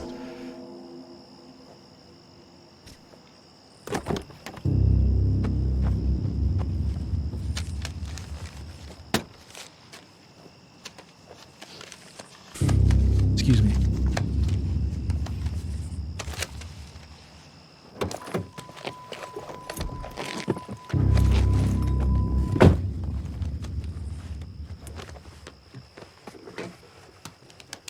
Return the vehicle. I need weapons officer who's on the desk. Panda, I'll patch you through. Shit, no, wait, is there anyone else? This is Panda. What's up? Hey, I just made a traffic stop. Subject refused the search of his truck, and I observed cavalry contraband in his glove. Requesting firearm lock release. What kind of contraband? They're not letting him pull the gun out. You sure? I saw it. Panda, come on. Release my weapon. Probability of drugs and or alcohol in the subject's vehicle. High. Probability of firearms and or explosives in the vehicle. High. What's your overall perceived threat level from the subject? High. Just buzz me, okay? Stand by. These goddamn liberal woke regulations. The cop doesn't have instant access to deadly force. This is a fucking horror show.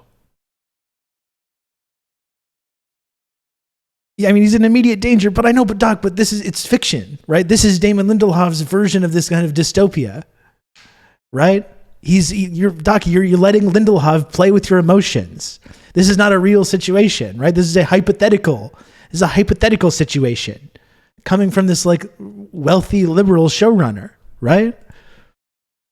This is the exact like horror story dystopian version of what could possibly happen. The black cop is being threatened by this white supremacist terrorist, and he doesn't have access to his gun because of these woke regulations. Well, liberals, I bet you didn't think about that too much, did you? You really need to watch the show, not one scene out of context. I knew this was going to offend some people, okay? And if it will make you feel better, I will watch the series, okay?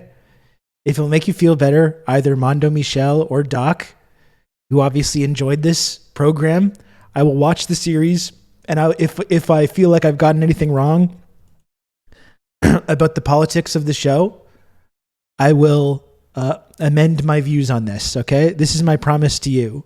I'm extremely ambivalent about it. I'm extremely ambivalent about it, though.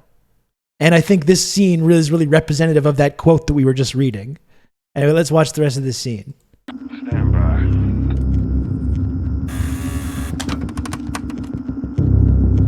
It's not working. I didn't get it. Buzz me again, man. Stand by.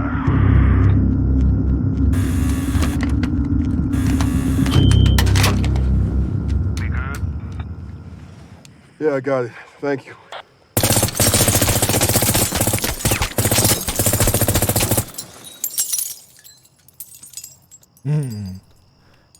He just couldn't get that buzzer. This is some guy, Rob Russo, some leftist based in Canada. I was turned on to this sick individual, and I found this. Hey, Mia Mulder, thank you very much for the raid. Look at that. We're getting a raid. Hold on, folks. Hold on a sec here. Hold on. We're getting a raid by an actual legitimate elected official. We've got a legitimate foreign elected officials raiding the channel. How exciting is that? How exciting is that? Thank you, Mia, for the raid. I really appreciate that. Everyone act normal. Okay? Everyone act normal. We're just talking about, I was talking about Damon Lindelof. And by the way, I'm Rob. I should probably explain this to you. I'm Rob. I am a socialist Twitch streamer here in Montreal, Quebec. I talk about news and politics and anti-imperialism and conspiracy theories and pop culture, wrestling, all kinds of stuff on this program. Smash the follow button. Smash the follow button if you want to follow the streamer, if you want to chat. I would appreciate it. And that's all. And buy it Coke as well. We talk a lot about beverages. I'd say we spend a good 10% of the time talking about beverages on this program. So if you're comfortable with that, if that sounds like something you're into, please smash the follow button. So we're just talking about the limits of the liberal mind, the limits of the liberal imagination.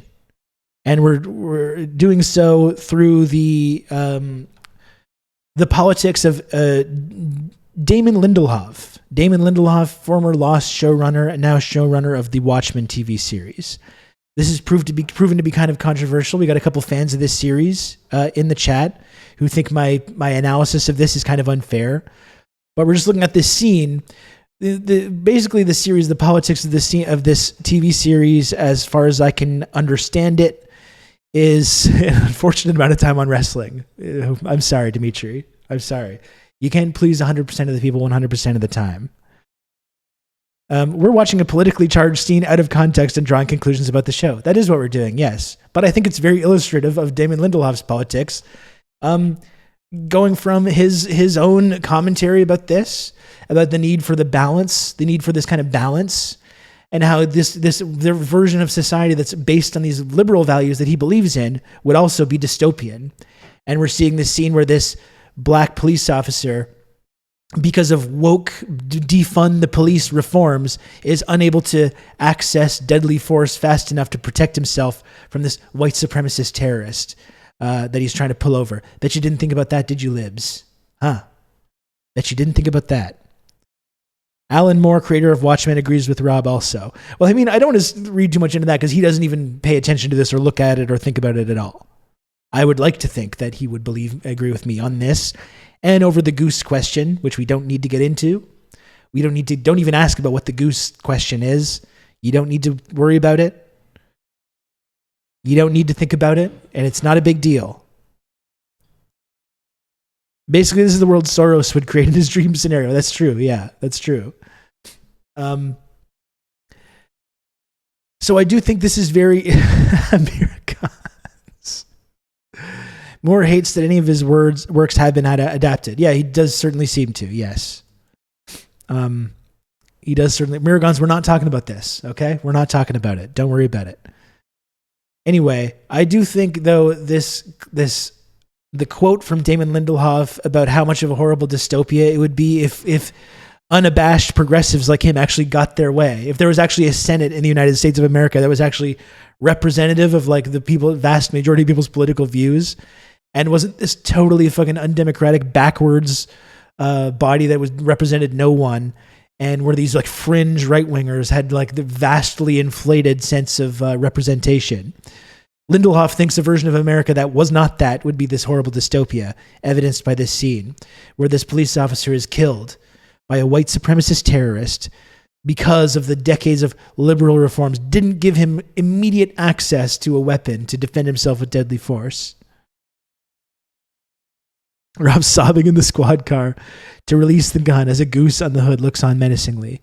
But this is my promise to the Watchmen lovers in the chat, is that I will watch this series, okay? And if I really feel like I misrepresented something here, I will give a mea culpa right here on this stream. Although from what many of you are saying, I'm not so sure that I am. I'm not so sure that I am, but I will give it a chance, okay? This is how fair I am. Watch it and you'll enjoy the anguish.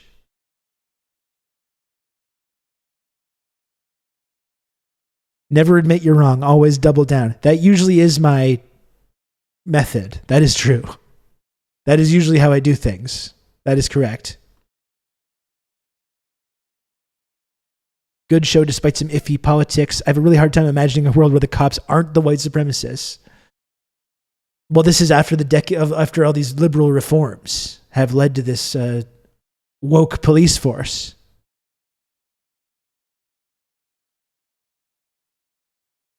I don't think you need to wait for the gun lock to fight the goose. Just need a folding chair. Again, I would not need a gun or any kind of a weapon to defeat a goose. It's a relatively small bird. I'm pretty confident in my ability to overpower this animal and defeat it pretty convincingly. You know? So you will actually enjoy and also have more questions as to how it ended up like that after a single event caused this, not years of reforms. I could easily defeat a goose in hand-to-hand combat. Same, Jay. Same. You cannot defeat a wild non-Canadian goose weaponless. I can, in fact. I can. In all seriousness, Leslie Lee III has written podcasts with some great criticisms of Watchmen. Yeah, it was his posts, because I saw the stuff with Alan Moore going around, and it was Leslie Lee III's posts about this that inspired me to want to talk about it. Because he's someone that I don't always agree with on pop culture takes, but I do appreciate his like strong stances. Even like Leslie Lee III and Jack Allison of Struggle Session are some guys that were ahead of the curve on a lot of the Star Wars stuff, by the way, and in terms of like giving respect to the prequels, which now has become a very kind of mainstream opinion, which was not when they were the ones like shitting all over the Disney version of Star Wars and talking about these things. They've been ahead of the curve on a lot of things. I agree with them about a lot. And even when I don't agree, I appreciate their strong, forceful stances on it.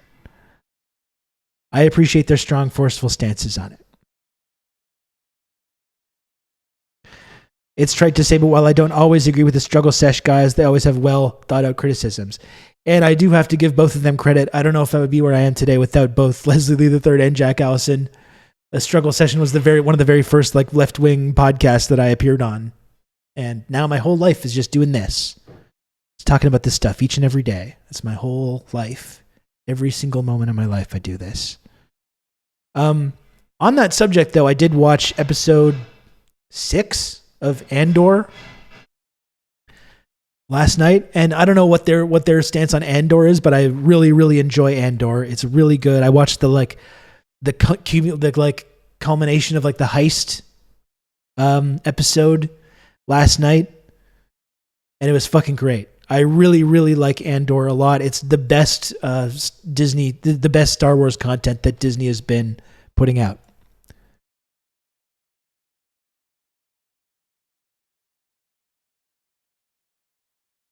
It's really, really good. Highly recommend it. Episode 7 out today. Okay, that's good. Looking forward to that.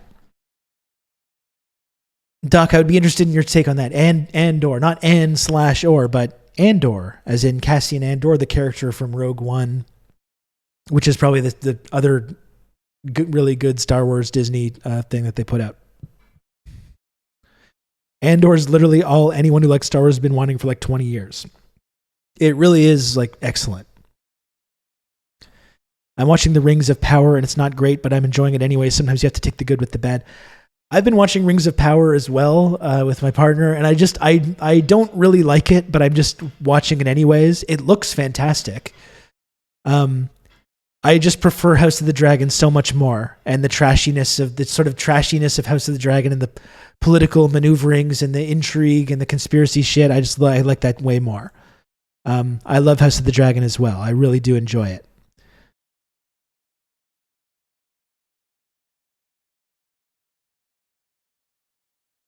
You have to watch Rings of Power like the Lord of the Rings and Hobbit movies never existed. Yeah. No, I'm still watching it. I don't love it, but I'm still watching it.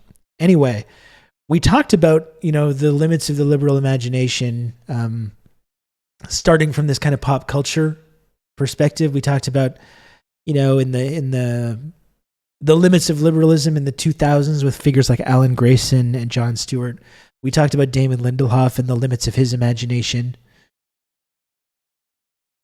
The Leftovers is the only Damon Lindelof I'm willing to acknowledge. And I did talk about Leftovers and how I do really enjoy that as well. And I like a lot of Lost also. I didn't like how it ended, but I loved a lot of the series and still think a lot of it is worthwhile watching. I was actually thinking about doing a Lost rewatch podcast. I don't know if there's an audience for that. I think there might be.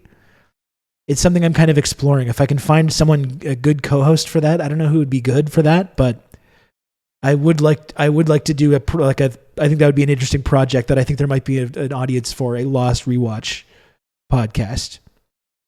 I rewatched Lost, and season 1 is still a banger. Yeah, I watched it quite recently too. It's fucking great. And season 2, I loved season 2 as well. 80% of Lost was great. That's an A-. Yeah. I agree with that. I loved a lot of that. They retconned it, so the entire Lord of the Rings trilogy, one of the most celebrated artworks of the 21st century, is caused by a guy who couldn't get elf sex and did an MGTOW. It do be like that sometimes. I don't even know if I finished The Leftovers. I would like to watch I watched a lot of it and enjoyed it, but I don't think I finished it. I should probably watch that, shouldn't I? I liked it from what I saw.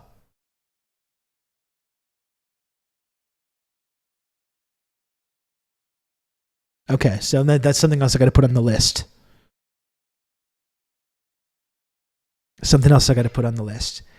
Anyway, I just wanted to talk a little bit about the Liberal Party here in Canada. Oh, and okay, one more thing before I talk about this. One very important thing that's going on in Canada right now that I'm going to cover on this show. If you're Canadian and you're plugged into like politics in this country, you're probably aware of this. But what is going on with the BC NDP and the absolute shit show that is going on in BC right now, where like an actual left-wing person is trying to become the BC premier, and the NDP establishment is coming together to ensure this does not happen. It's a crazy story. I'm going to be covering this more tomorrow. I actually got an exclusive scoop here for you.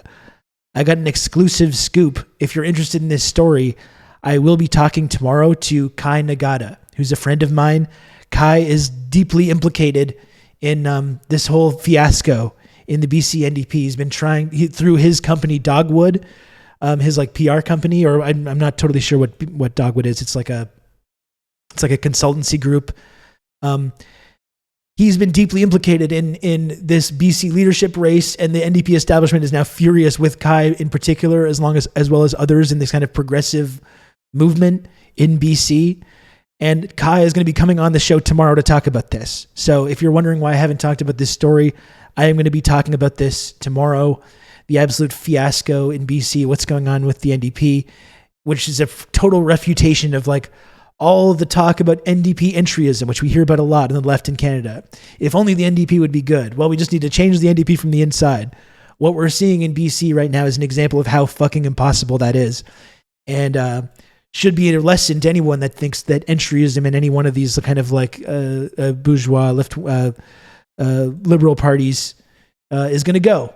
He's being libeled. No, absolutely, Eric. And I'm going to talk to Kai, exclusive interview tomorrow on TRRS with Kai Nagata. We're going to talk about this tomorrow, and we're going to get into this story. So that's FYI for tomorrow. That's what we're going to be talking about. That's what we're going to be talking about tomorrow. But anyway, I did want to talk about just this other tweet while we're on this like subject of the liberal imagination and the limits of it. I just wanted to talk about this as well.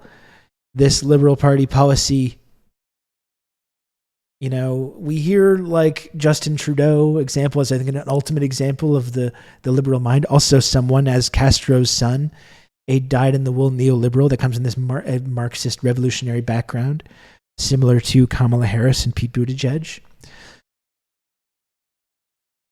I'm very excited this because I've not followed that story at all. I've definitely been paying attention to it more over the last couple of days and weeks, but we're going to get Kai to break everything down. We're going to get exactly what's going on. And Kai has been getting fucking slandered right now for his role in this. So that's going to be tomorrow. Keep an eye out for that. So here's the limits of the liberal mind as well in terms of Canadian politics and climate politics, right? The Liberal Party, who've been in power now for since 2015, 2016, they've been in power for several years, right? We're closing in on a decade of the Liberal Party being in power in this country. Justin Trudeau, who talks about environmentalism and the climate very, very seriously. When Justin Trudeau talks about the climate, he gets very emotional. He goes out when there's big mass mobilizations of people in Canada marching for climate progress and for a bold climate policy. Justin Trudeau's right there with them, marching with them. And he talks about how important the climate is. He talks about, all these really vital things that we need to be doing. And he's very, very serious about this. It's cool how we invented the best possible conveyance, the train, like 200 plus years ago. We just refused to use them properly. And we've seen like what could have been happening if we had a functional democratic government like China.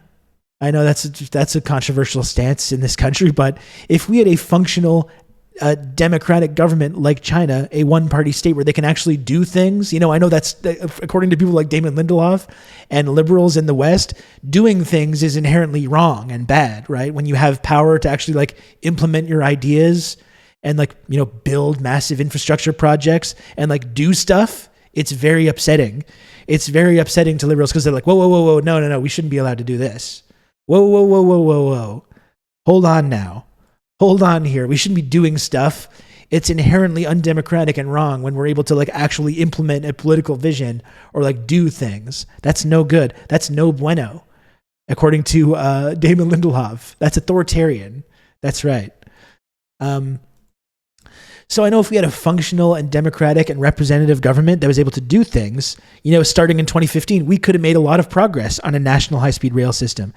And something absurd like 60% of the Canadian population, the entire population of this country, lives in a corridor stretching from Quebec City to Windsor, Ontario. You could literally build one high-speed rail line, which could have been close to being accomplished by now if it began in 2015 when the liberals took power. You could have one line that serviced 60% of the population of this country and have cheap, subsidized, high-speed travel from Quebec City to Windsor. Going along this line, getting to Montreal, Ottawa, Toronto. Like, you could, this is not impossible. This is not some impossible dream. This would service a huge majority of our population if it had actually begun. But of course, now it's been 8 years. We've not done shit. There's no conversation about building high-speed rail.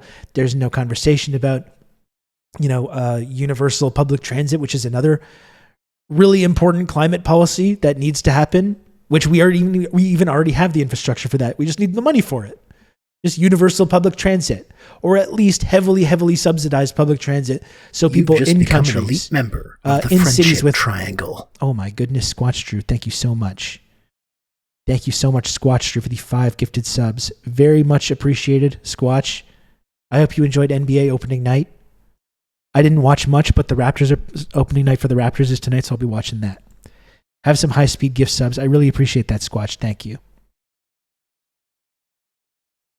My dad was like, sure, but where would we put it? To which I simply say, take 2 lanes off the 401. Yeah, let's just figure out that problem. Like, this is a big country. We can figure this out. This is not an impossible engineering feat that we would have to do here. But again, we've got cities like Montreal, like Toronto, with at least some semblance of public transit infrastructure. We could just heavily subsidize that or make it free or universal. I remember when we did have those climate marches in Montreal a couple years ago now, they did make public transit free throughout the city for that day. And I tell you, like, it would be life-changing for a lot of people. Just to be like, the idea of just being able to go anywhere in your city for free is a really like revolutionary idea. Would make a huge, huge impact in carbon emissions. Would make a huge impact, especially for working class people that need to get to their jobs. That in these cities with public transit infrastructure. That's something that there's already the infrastructure for that literally just needs to be financed. We haven't done that either. Even Serbia, a country we bombed 30 years ago, has high-speed rail right now. Yeah.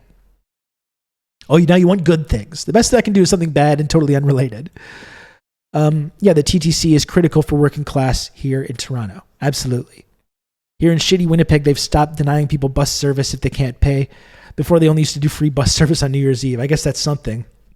And like we're seeing as well, Via Rail as well has not improved whatsoever. And like we can't even our rail system that's there now, we can't even subsidize that. It's literally unaffordable to use. It's significantly cheaper to drive anywhere than it is to just take Via Rail. I wanted to go to Brockville a couple weeks ago to my parents' house with my son. And I thought, we could take the train. That would be fun. You would love to go on the train. We could take that. And it's prohibitively expensive. I wanted to do it, and it was so fucking expensive just to take the train from Montreal to Brockville that I was like, I guess I just have to drive my car. I have to drive my gasoline-powered car, which is significantly cheaper than this rail option, which already exists. The infrastructure exists. Just for some reason, it's prohibitively expensive. I complain about the TTC all the time, but I also do not need to drive anywhere in the city. Yeah. I had some friends who wanted to visit family 2 hours away, and the Via ticket was over $500 for the 3 of them. It's just fucking nonsense. And remember the liberals, again, talking about rail and the reaction to high-speed rail. We covered this on the show. But people were like, did you know China's high-speed rail system that you love to talk about actually loses money? Did you know that? It's not profitable? I bet you feel pretty silly now. It's like, we don't care. Don't care. It's literally...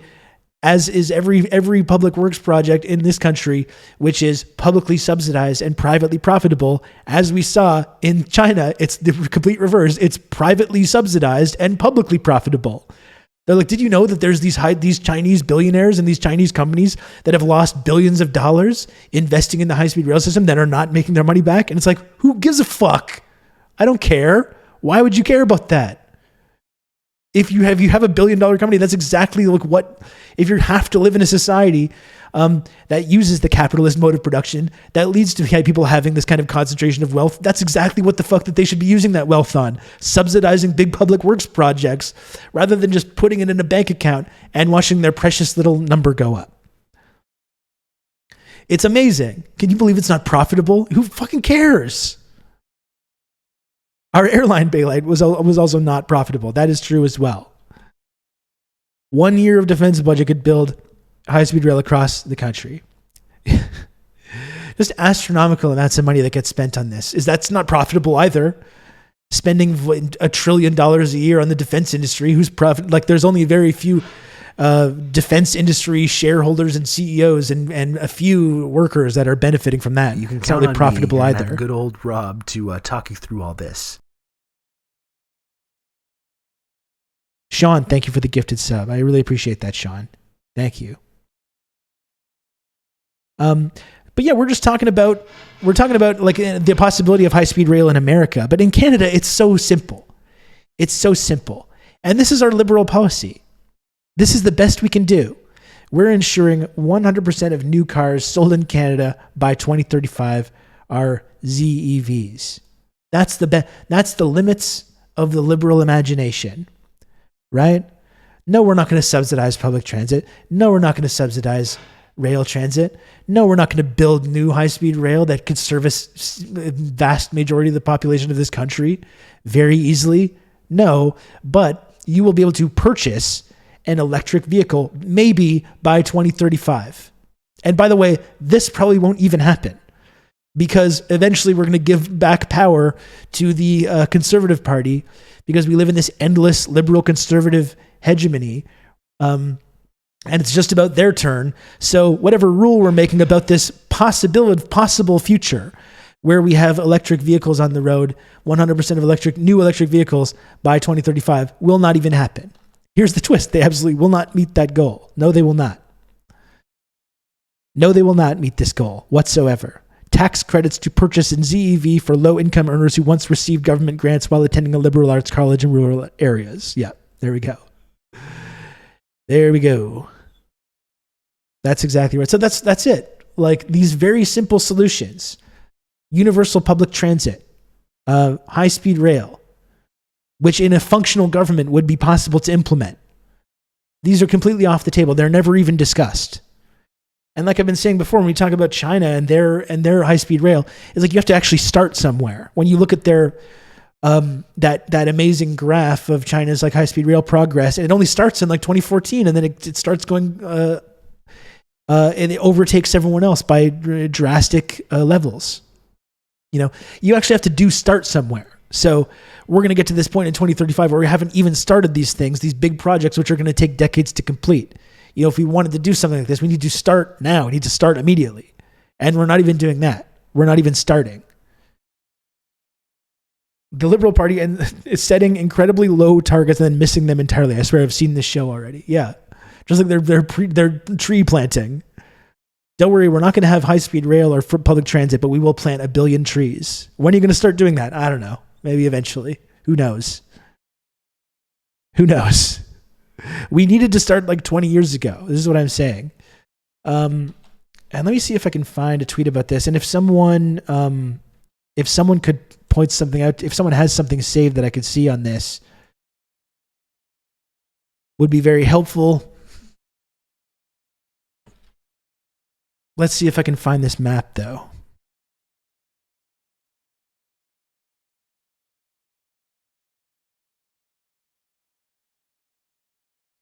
There's a map showing this kind of I mean, this is a good example right here. This is a good example right here. I guess it wasn't as hard as I thought it was going to be.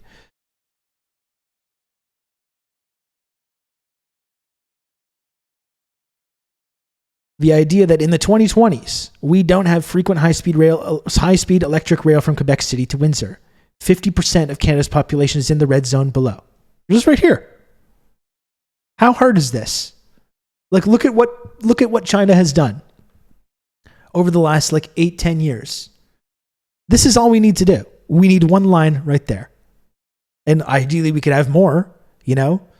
Ideally we can do more, But this would be a start. This is like not a vast, unfathomable infrastructure project. This is like extremely doable. And we can't even do this. And we not even can we not do it, we can't even talk about it. Were any of China's rail projects profitable though, Rob? Checkmate, atheists. Jesus Christ. And by the way, that's how you know China's not capitalist, right? As much as people on the left well, of course I'm not going to support China, even when they're being there's this obvious propaganda operation and regime change operation in China going on. I can't support them because they're capitalist. Well, no, if they were capitalist, they wouldn't build these vast infrastructure projects and use their nouveau riche class and these powerful companies to subsidize it without profiting. Right? If they were a capitalist country and not just using capitalism as the mode of production in order to build up their resources and their productive forces, if they were actually capitalist, they wouldn't do this because that doesn't happen in capitalist countries. On vast, unprofitable infrastructure projects that are privately financed. That's not capitalism. The U.S. State Department doesn't think they're capitalist. Exactly. If they were, they wouldn't be trying to do the regime change there right now. Tree planting is also absolute bullshit. They cut off old growth trees that provide amazing shade and cooling and oxygen to cover everything in concrete from bullshit planting promises. But young trees would take decades to provide the effects we badly need now. And because of climate change, a lot of those trees just die too soon and don't have a chance to establish like the older ones. Yeah, that's right. If we think it's we're cutting down our old growth forests, this massive carbon sink that have all these environmental consequences. We're cutting those down. But we're replacing them with these tiny saplings that will probably die. So it's pretty much, that makes it okay.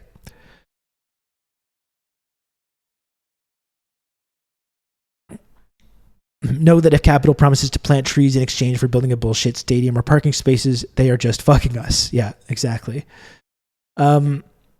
Yeah, in the U.S., public works projects only exist to funnel money to donors. Yeah, like the Biden infrastructure plan that he signed, right? That's basically what it is. We might do a few good things that help the odd person, but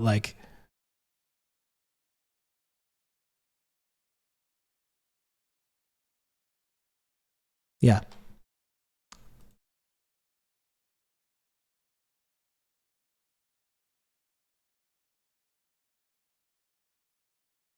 Anytime I doubt China, I remember if leftists say they're, quote unquote, leftists say they're capitalist and bad, and if right wingers say they're communist and bad, they must be doing something right. Yeah, that's a good point. We're going to see a huge boom in population in the prairies in the north, and we need to start these projects for the near future as well. Yeah, absolutely, because this is like living in Canada. I think this is the temperate zone, right? This is here. When you look at that global heat map of how the planet is warming, this here is like the temperate zone where there's going to be massive population growth, and all the big massive migrant caravans are going to want to be coming here to resettle there. We need to be building not just new infrastructure projects for high-speed rail, but building new cities, which is again something that China did. You can do that. In this temperate zone where this is just like empty fucking land and there's no one there, you can actually just build cities. You could build entire cities that could house millions of people. The millions of people that are going to want to, live there because they can live there and not die. We could do that. Not only could we build rail, but we could build entire cities as China has done, and which we have also criticized them for. We've also criticized them. Look at these empty cities. Wow.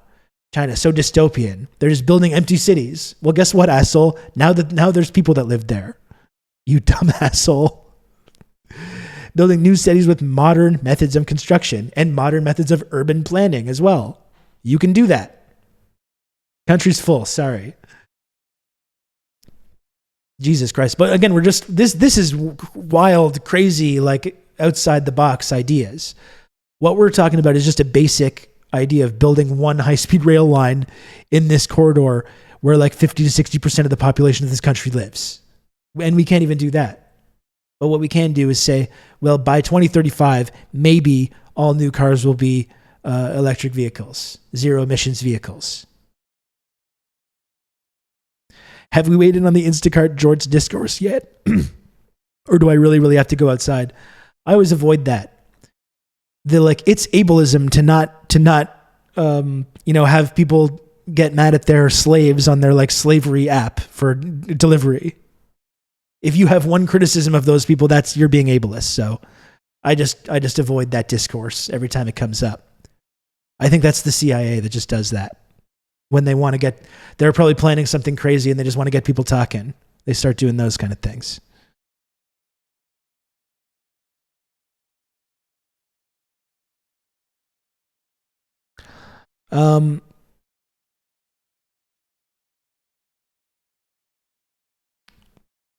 No, good things about non-NATO countries are lies. So there we go. Yeah, there we go.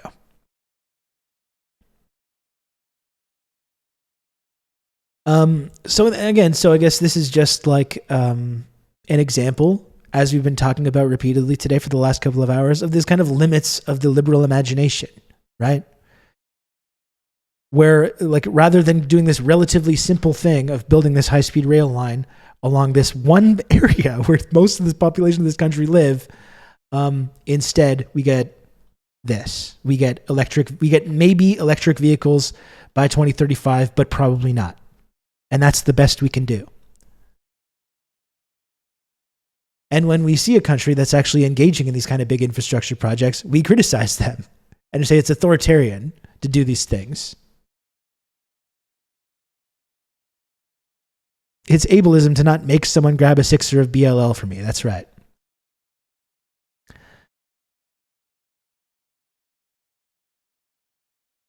Planned Canadian cities would have infrastructure which delivers Timmies to every house and business via pneumatic tube. Yeah, just a Timbit just going into one of those tubes.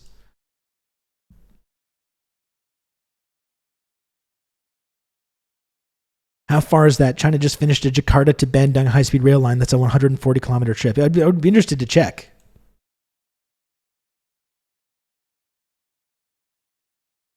It's longer than 140 kilometers, definitely. I mean, it's significantly longer, but it's still like localized in one area, you know?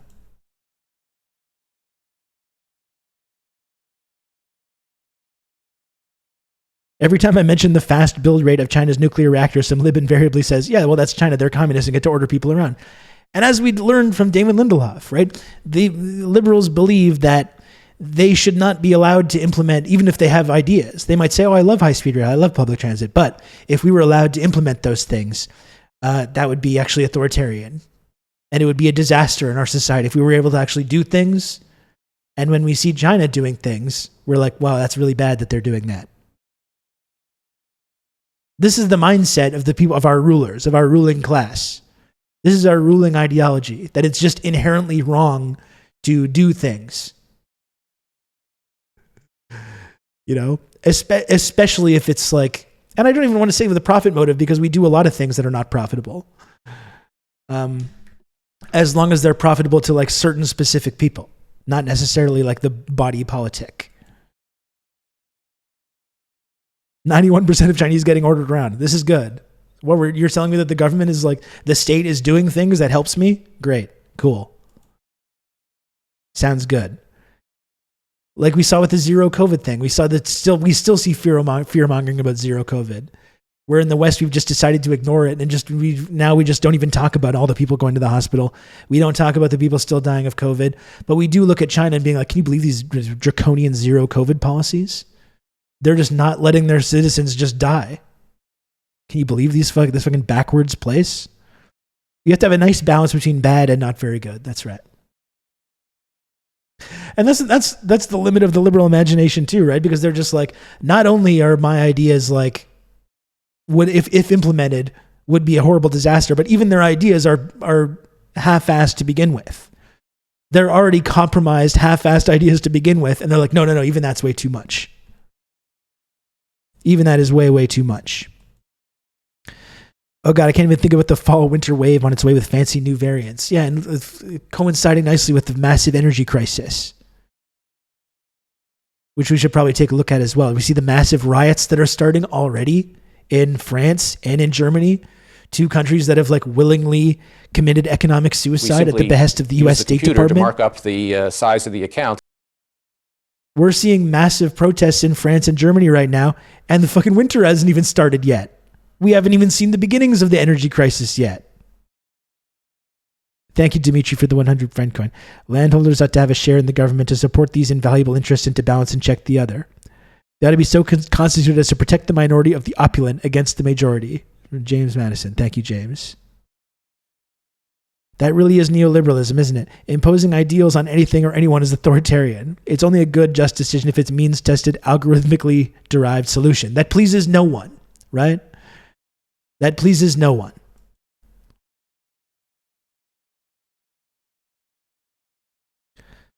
In France, they say the movement will only grow. We might have the Gilets jaunes part 2. I think absolutely we're going to have that.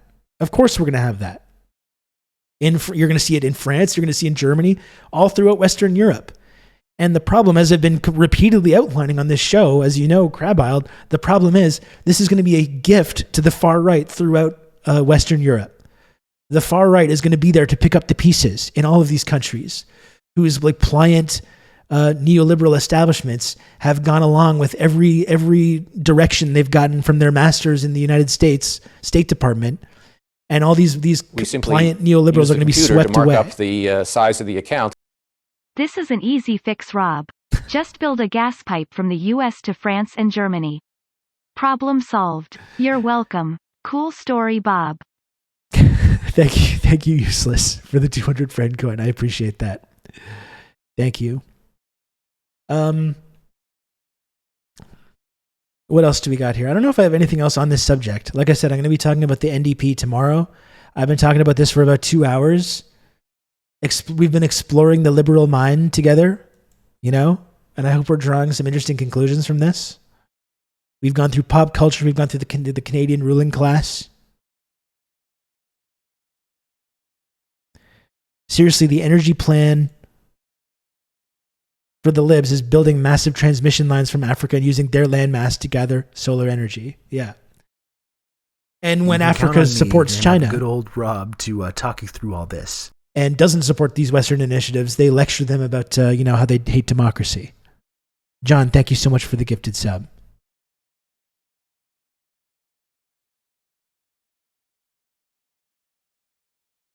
The lib anti-Le Pen barrier is finally going to give. Yeah, and obviously, even though I'm sure Mélenchon or some other French leftist will be there in the mix, as we've talked about, and we're talking about exploring the liberal mind, as is expertly outlined in films like Star Wars Episode 3, Revenge of the Sith.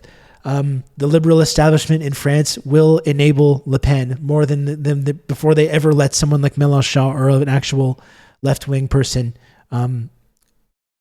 take power. As we've seen in the UK, we saw this in the UK with the Labour Party and Jeremy Corbyn. We've been watching those Labour files and the way that the Labour Party enabled the right in the UK rather than let Jeremy Corbyn take over. We saw it in the US. We're seeing it in BC right now with the NDP, and we will see the exact same thing in Western Europe in the coming months. I'm sure there will be left-wing alternatives that are being proposed that will come close to forming, that will maybe have like the solutions to these issues. Same in Italy right now as well. Thank you. But as we will see, you can fucking set your watch to this. The liberal establishment in these countries will wind up siding with the far right, as they do each and every time.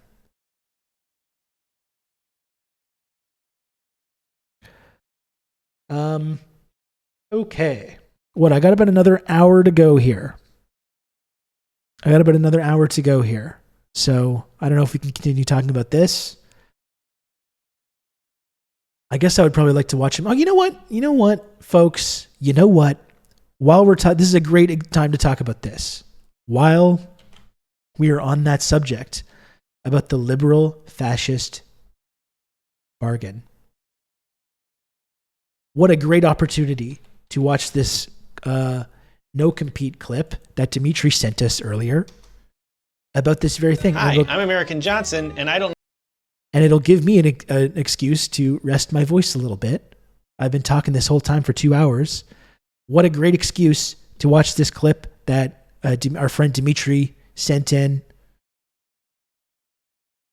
Wrestling time. Now Sinjal's into it. You were complaining last time.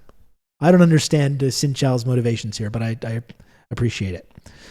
So what a great excuse to watch this video that Dimitri sent in about the liberal fascist bargain. This is EJ, no compete, of course, non-compete, a spouse of our friend Luna Oi, who we're big Luna Oi respecters over here on this stream. So let's watch this clip. I'll rest my voice a little bit. Then we can finish off talking about this subject, and we'll watch our precious wrestling maybe after. And I will remind everyone before we go, I've been going on 2 hours now. I will remind everyone before we move on that if you enjoy this program and you want to support this program and the content that I do, you can do so by subscribing to the channel, which costs $5 per month. You can use your Amazon Prime account to convert it to a Twitch Prime account and subscribe via Prime absolutely free of charge. All of these things are very helpful. If you're feeling generous, you can gift subs or slubs, if you want to call them that. You can join the patented, oh my goodness, of the Friendship Triangle. Oh my goodness. You can become a member of the Friendship Triangle Clout Distribution and Friendship Access System, which Dimitri just perfectly outlined. You're going to have good old Rob to talk you through all One this. of the elite members of the Friendship Triangle system. Thank you, Dimitri, for the 5 gifted subs. Thank you, Top Scruffy, as well, for the 18 months of Tier 1. Very much appreciated. And you, too, can support this stream by subscribing or gifting subs and becoming a part of this wonderful community, which you can also, you should also join the Discord server to really keep in touch with this really great community, which happens on the Discord server as well. It's very cozy, even when your brain is bad and things are hard. Speaking from experience, it has been my experience as well. As we all know, I'm cursed with bad brain as well. You can count on me. You're going to have good old Rob to talk you through all this. Not a cult, also important to point out. And it is a friendship triangle, which is a 2-dimensional shape, not 3-dimensional. Important to clear that up. Bad brain caucus, hell yeah. And thank you, Progressive Canuck, as well, for the gifted sub. Slub-a-dub-dub. Let's all gift a sub. Thank you, Progressive Canuck. Join our 30 Days of Yoga Challenge and Fitness channel in the Discord, or else. I should probably do that as well. I would really benefit from that. And it would probably make my therapist happy if I told him I was working on something like that. He's been very adamant that I need to exercise more. And I'm still putting it off. Anyway. Let's watch this video. You talk about bad brain. That's exactly why I'm trying to fix my bad brain right now. This is some guy, Rob Russo, some leftist based in Canada. Gracious. I was turned on to this sick individual, and I found this. Oh my goodness. Majority Report. Sam Sater. What a fucking nightmare. Get in here, Raiders. Thank you, Majority Report. I very much appreciate the raid. I am Rob, a socialist Twitch streamer here in Montreal, Quebec. Talk about news and politics and anti-imperialism and conspiracy theories and culture and wrestling and beverages are the main things that we talk about on this show. Please smash the follow button if you want to support this content. If you want to chat, Sparrow looks up follower only Andy. That's right. That's how you got to do it, Sparrow. You got a problem with that? Is it that hard to press a little button? Is it that hard to just press a little follow button? Really? It's literally the least you can do. It's completely free of charge to just smash the follow button. That's all you have to do. And then you can chat.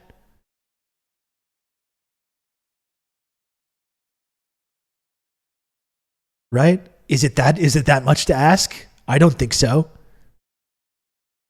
I don't think so.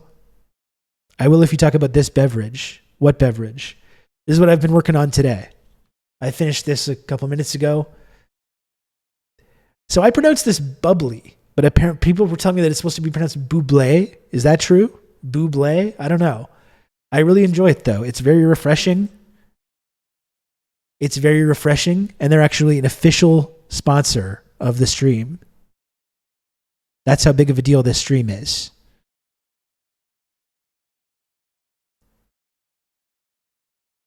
I think the L is silent. Booby. I don't believe that's how it's pronounced. I pressed the button, took a bullet to the head. Thanks to that, since I had to tab out the sacrifices I make. There you go. Army of Lime. You had to press 2 buttons instead of just the 1 button. You had to do the 1 click and then another click. So really going the extra mile there. Thank you, Army of Lime. Reminds me of one of my other favorite beverages, Bud Light Lime. Very, very tasty beverage. Anyway, so again, smash the follow button. If you don't, I will be upset and I will stab you.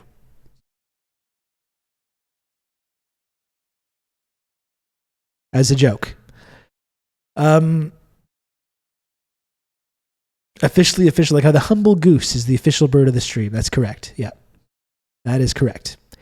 Anyway, if we have any more takers to subscribe. No, I know I've been pushing the following a lot. I've been pushing the follow button smashing a lot. If there's any more takers that want to subscribe and be part of this community and get the wonderful emotes, just like the classic Rob Knife emote, or the classic Trustworthy Rob emote, you can have all these if you subscribe to the channel,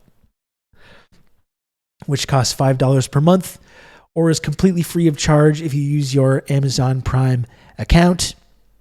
You can also gift subscriptions to become part of the Friendship Triangle system. I'm sorry, I'm doing the pitch again because I had another raid, so just ensuring that everyone hears the wonderful benefits of subscribing to this channel. Like G Club is saying, the classic TRRS My Father emote as well. A lot of wonderful emotes on here that you can have access to. Anyway, you can go in the Majority Report chat as well. And when Sam Sater starts to become too much of a lib, you can threaten him with a knife through Twitch chat. And I love Sam Sater, but sometimes he does that. Sometimes he does it, okay? And I take no pleasure in reporting this. Anyway, so subscribe to the channel. If you want to have access to these wonderful emotes. You can count on me. You're going to have good old Rob to talk you through all this. Did I say Sam Cider? I think I did, yeah. I think I'm just so used to saying it. You cannot find the Enver's Hoja emote. There's no other channel on this platform where you can have an Enver's Hoja emote. It just doesn't exist. And thank you, Alana, for gifting a sub as well. Thank you for bailing me out. Always depressing when you do the sub pitch and there's just no takers. It's really demoralizing, I gotta say. It's very demoralizing. And have good old Rob to talk you through all this. Just showing the raiders that he sub button works. It was painless, euphoric, even. Thank you, Norm Can't Shoot, for the 7 months of Tier 1. I really appreciate that. Now let's move on. Today we are exploring the liberal mind, which you can also do in the Majority Report show as well. Okay, I'm sorry. I shouldn't be mean. We simply use the computer to mark up the size of the account. To the Majority Report, which I love. I love the Majority Report. I think it's wonderful. And I love Sam Sater. You can count on me. And Emma Vigland. Good old Rob. Highly enjoy her talk commentary as well. This. So it's all fun and games here. It's all fun and games. Don't worry, Rob. You're not the only one who's demoralized. You're going to have good old at the daily Rob sub to pitch. I don't doubt it, Dr. Maggot. I do not doubt it. My budget is tight because I quit my corpo job enjoying the content. Well, I appreciate that, Soy Idol. And if you can't afford it, that's fine. That's fine. No big deal. I just appreciate you ever so slightly less. That's all. I still appreciate you, just slightly less. Dark Omen, thank you for the tier 1 sub. Very kind of you. Regular Mole Rat Dragon, thank you for the 200 friend coin. You can count on me. You're going to have good old Rob to talk you through all this. 10,000 sandwiches. Thank you for the gifted sub. One shy of 150 gifted subs for 10,000 sandwiches. A lot of sandwiches. I made a very good sandwich today, by the way, with toasted ciabatta bun. Is that how you pronounce that? I don't know. It's ciabatta. Right? With just a toasted bun, some spicy mayo, egg, melted mozzarella, some spicy peppers. Very good. Very good. I've been making very good breakfast sandwiches lately. You can count on me. You're going to have good old Rob to talk you through all this. Carrier Wave, thank you for the gifted sub as well. Thank you, Carrier Wave. Thank you, Arch Christoffel, for the 10 friend coin, which that's not nothing. You know, I appreciate it. And thanks Critical Mass as well for the gifted sub. Very kind of you as well. Hoping one day that I can learn that the NDP isn't completely useless. I would not hold your breath. I wouldn't hold your breath on that.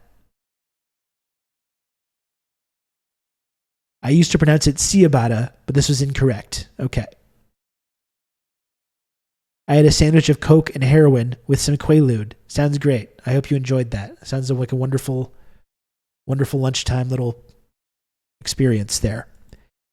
Anyway, what's EJ talking about? That's what we're going to see, Matt. We've been talking about exploring the liberal mind today and the liberals of the liberal imagination. We've been talking about how liberalism, time and time again throughout history, is a sort of enabler of fascism.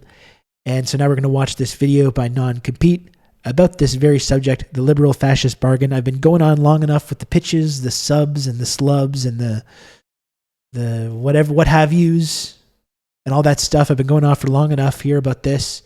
I got another 40 minutes or so to stream, so let's watch this video by Non-Compete.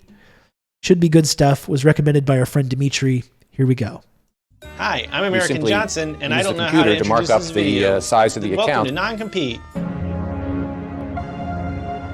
Thank you, Matt, for the 100 friend coin. Who the heck gets Quaaludes? About a year I and don't a half know. ago, in June of 2019, I came out with a video in which I I wanna made get the Deludes case as well. that revolutionary leftists like myself and hopefully you, or else I don't know how you stumbled upon this video. Anyway, we should stop relying on liberals to do our work for us.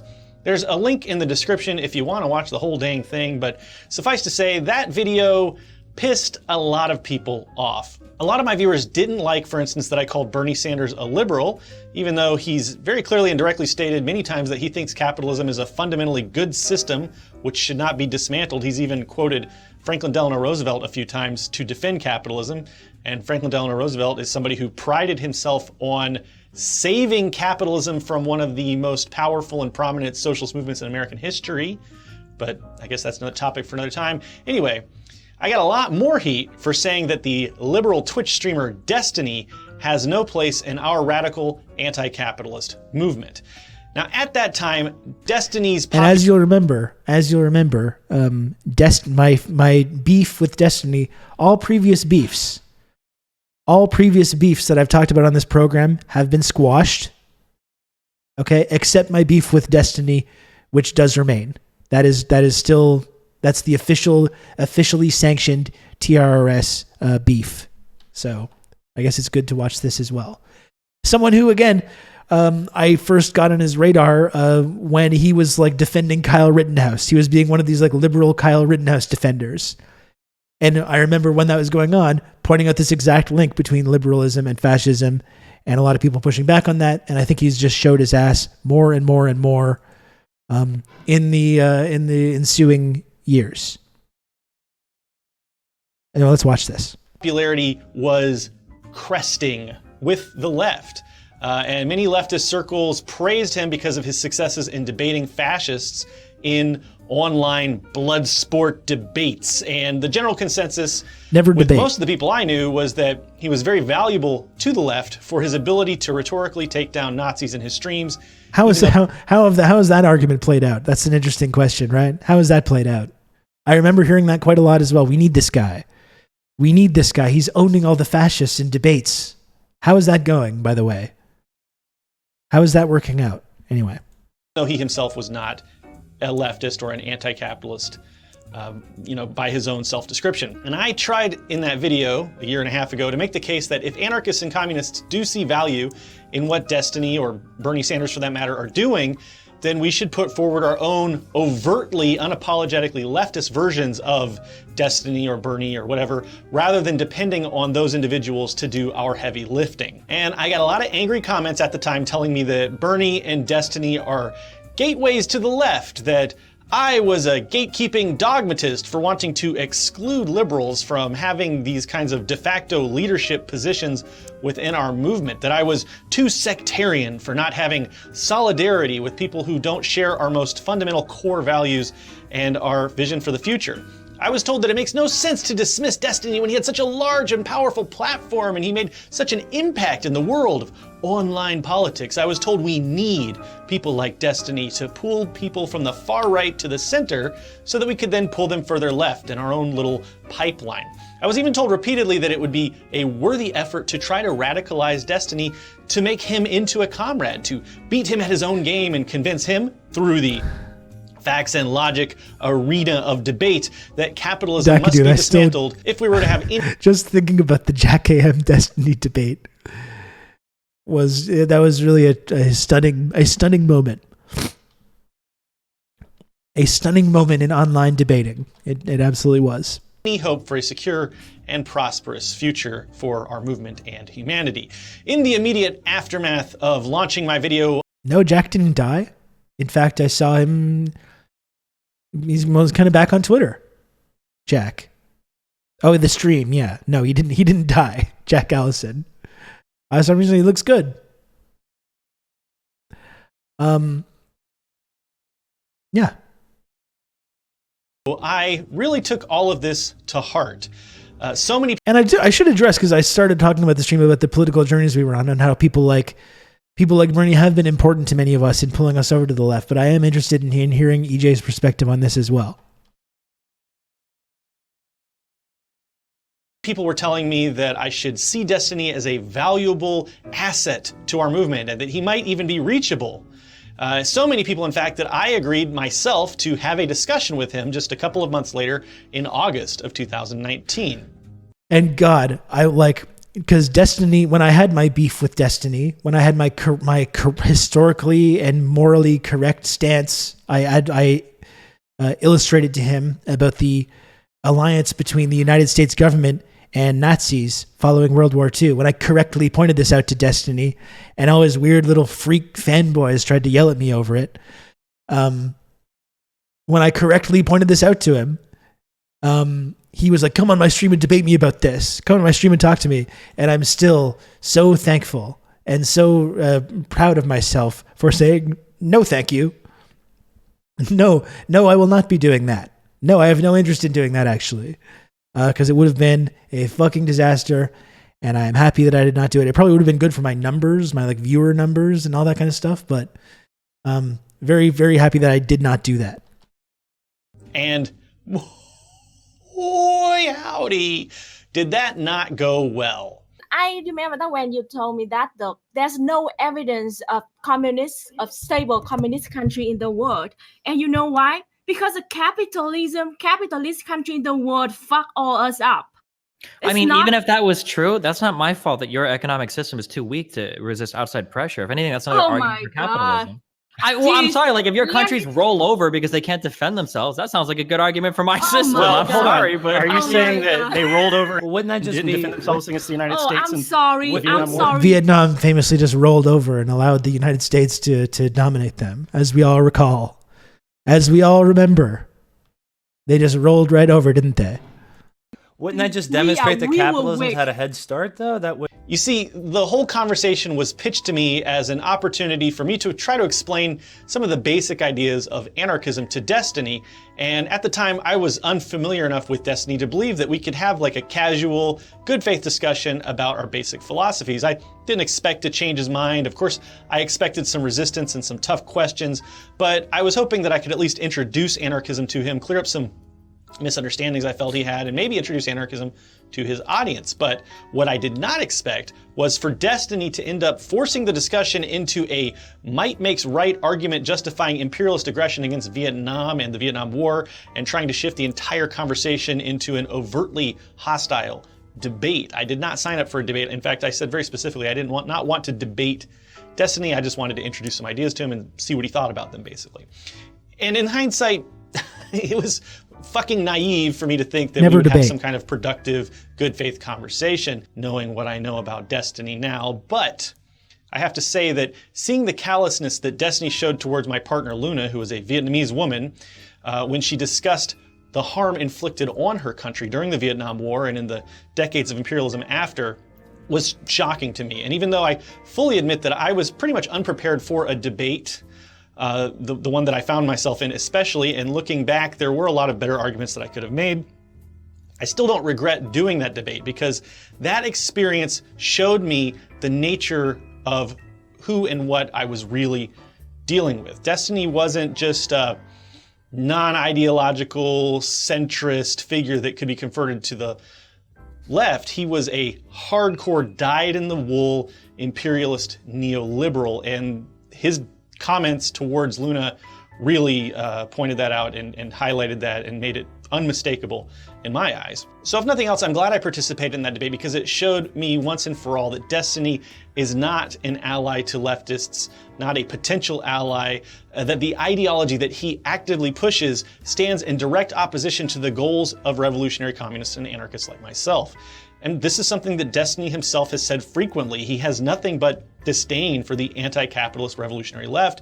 And in the past few months, this disdain has boiled over into rabid calls for violence against Black Lives Matter protesters. The rioting needs to fucking stop. And if that means like white redneck fucking militia dudes out there mowing down dipshit protesters that think that they could torch buildings at 10 p.m., then at this point they have my fucking blessing because holy shit, this fucking shit needs to stop. It needed to stop a long time ago. Like holy fuck. So if you think that I'm somehow taking these comments out of context, there is a link to the full video in the description. It's pretty It's hurting Biden. That's the most important thing.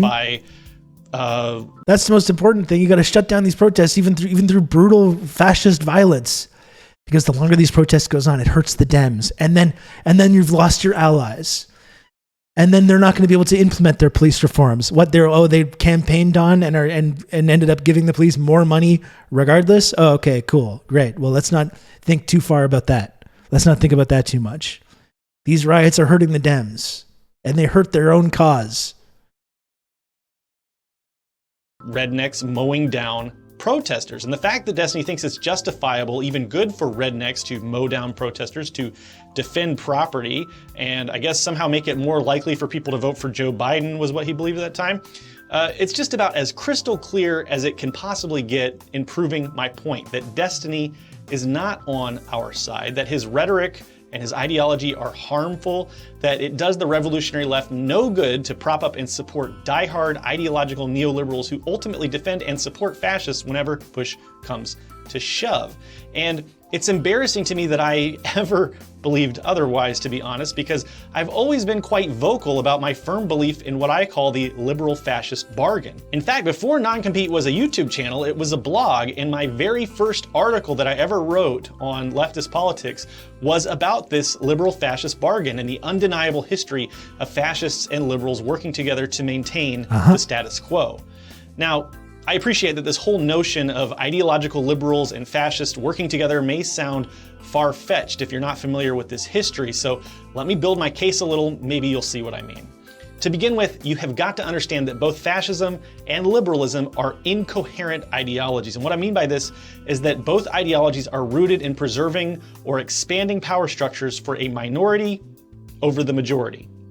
I have a whole video on neoliberalism, the current mode of liberalism, if you wanted the real nitty-gritty on how this has manifested over the past see if century. I can speed this up a little bit. Suffice to say that liberalism exists to maintain capitalism and to keep the billionaires, corporations, and politicians who are currently in power in power. Liberals make a lot of noise about wanting to expand civil liberties and social welfare as much as possible, but always within the narrow confines of capitalist imperialism. I think Karl Marx himself did a... Yeah, EJ's an anarchist, but we're not going to hold that against him, okay? And he is partners with Luna, who's one of our favorite, Marxist-Leninists.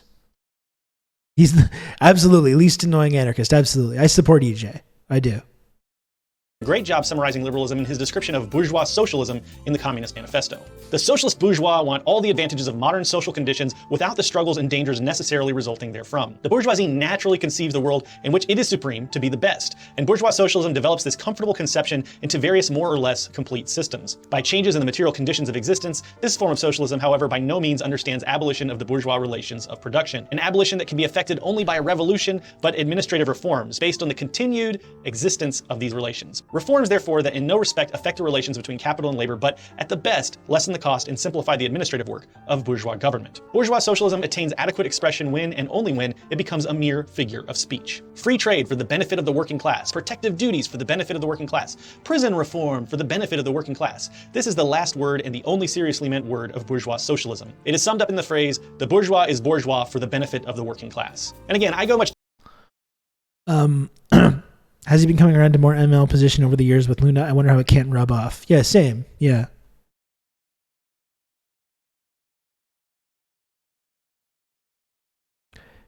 EJ is non-binary and prefers they, them. I'm 99% sure. Noted. Thank you for pointing that out. Deeper into explaining the opportunistic and incoherent nature of this ideology in my neoliberalism video, so if you still feel unsure, I do encourage you to check that one out. But let's now take a look at fascism. I think the best and most thorough definition of fascism was provided by the late Umberto Eco, a scholar who lived through Mussolini's fascist regime in Italy in his youth.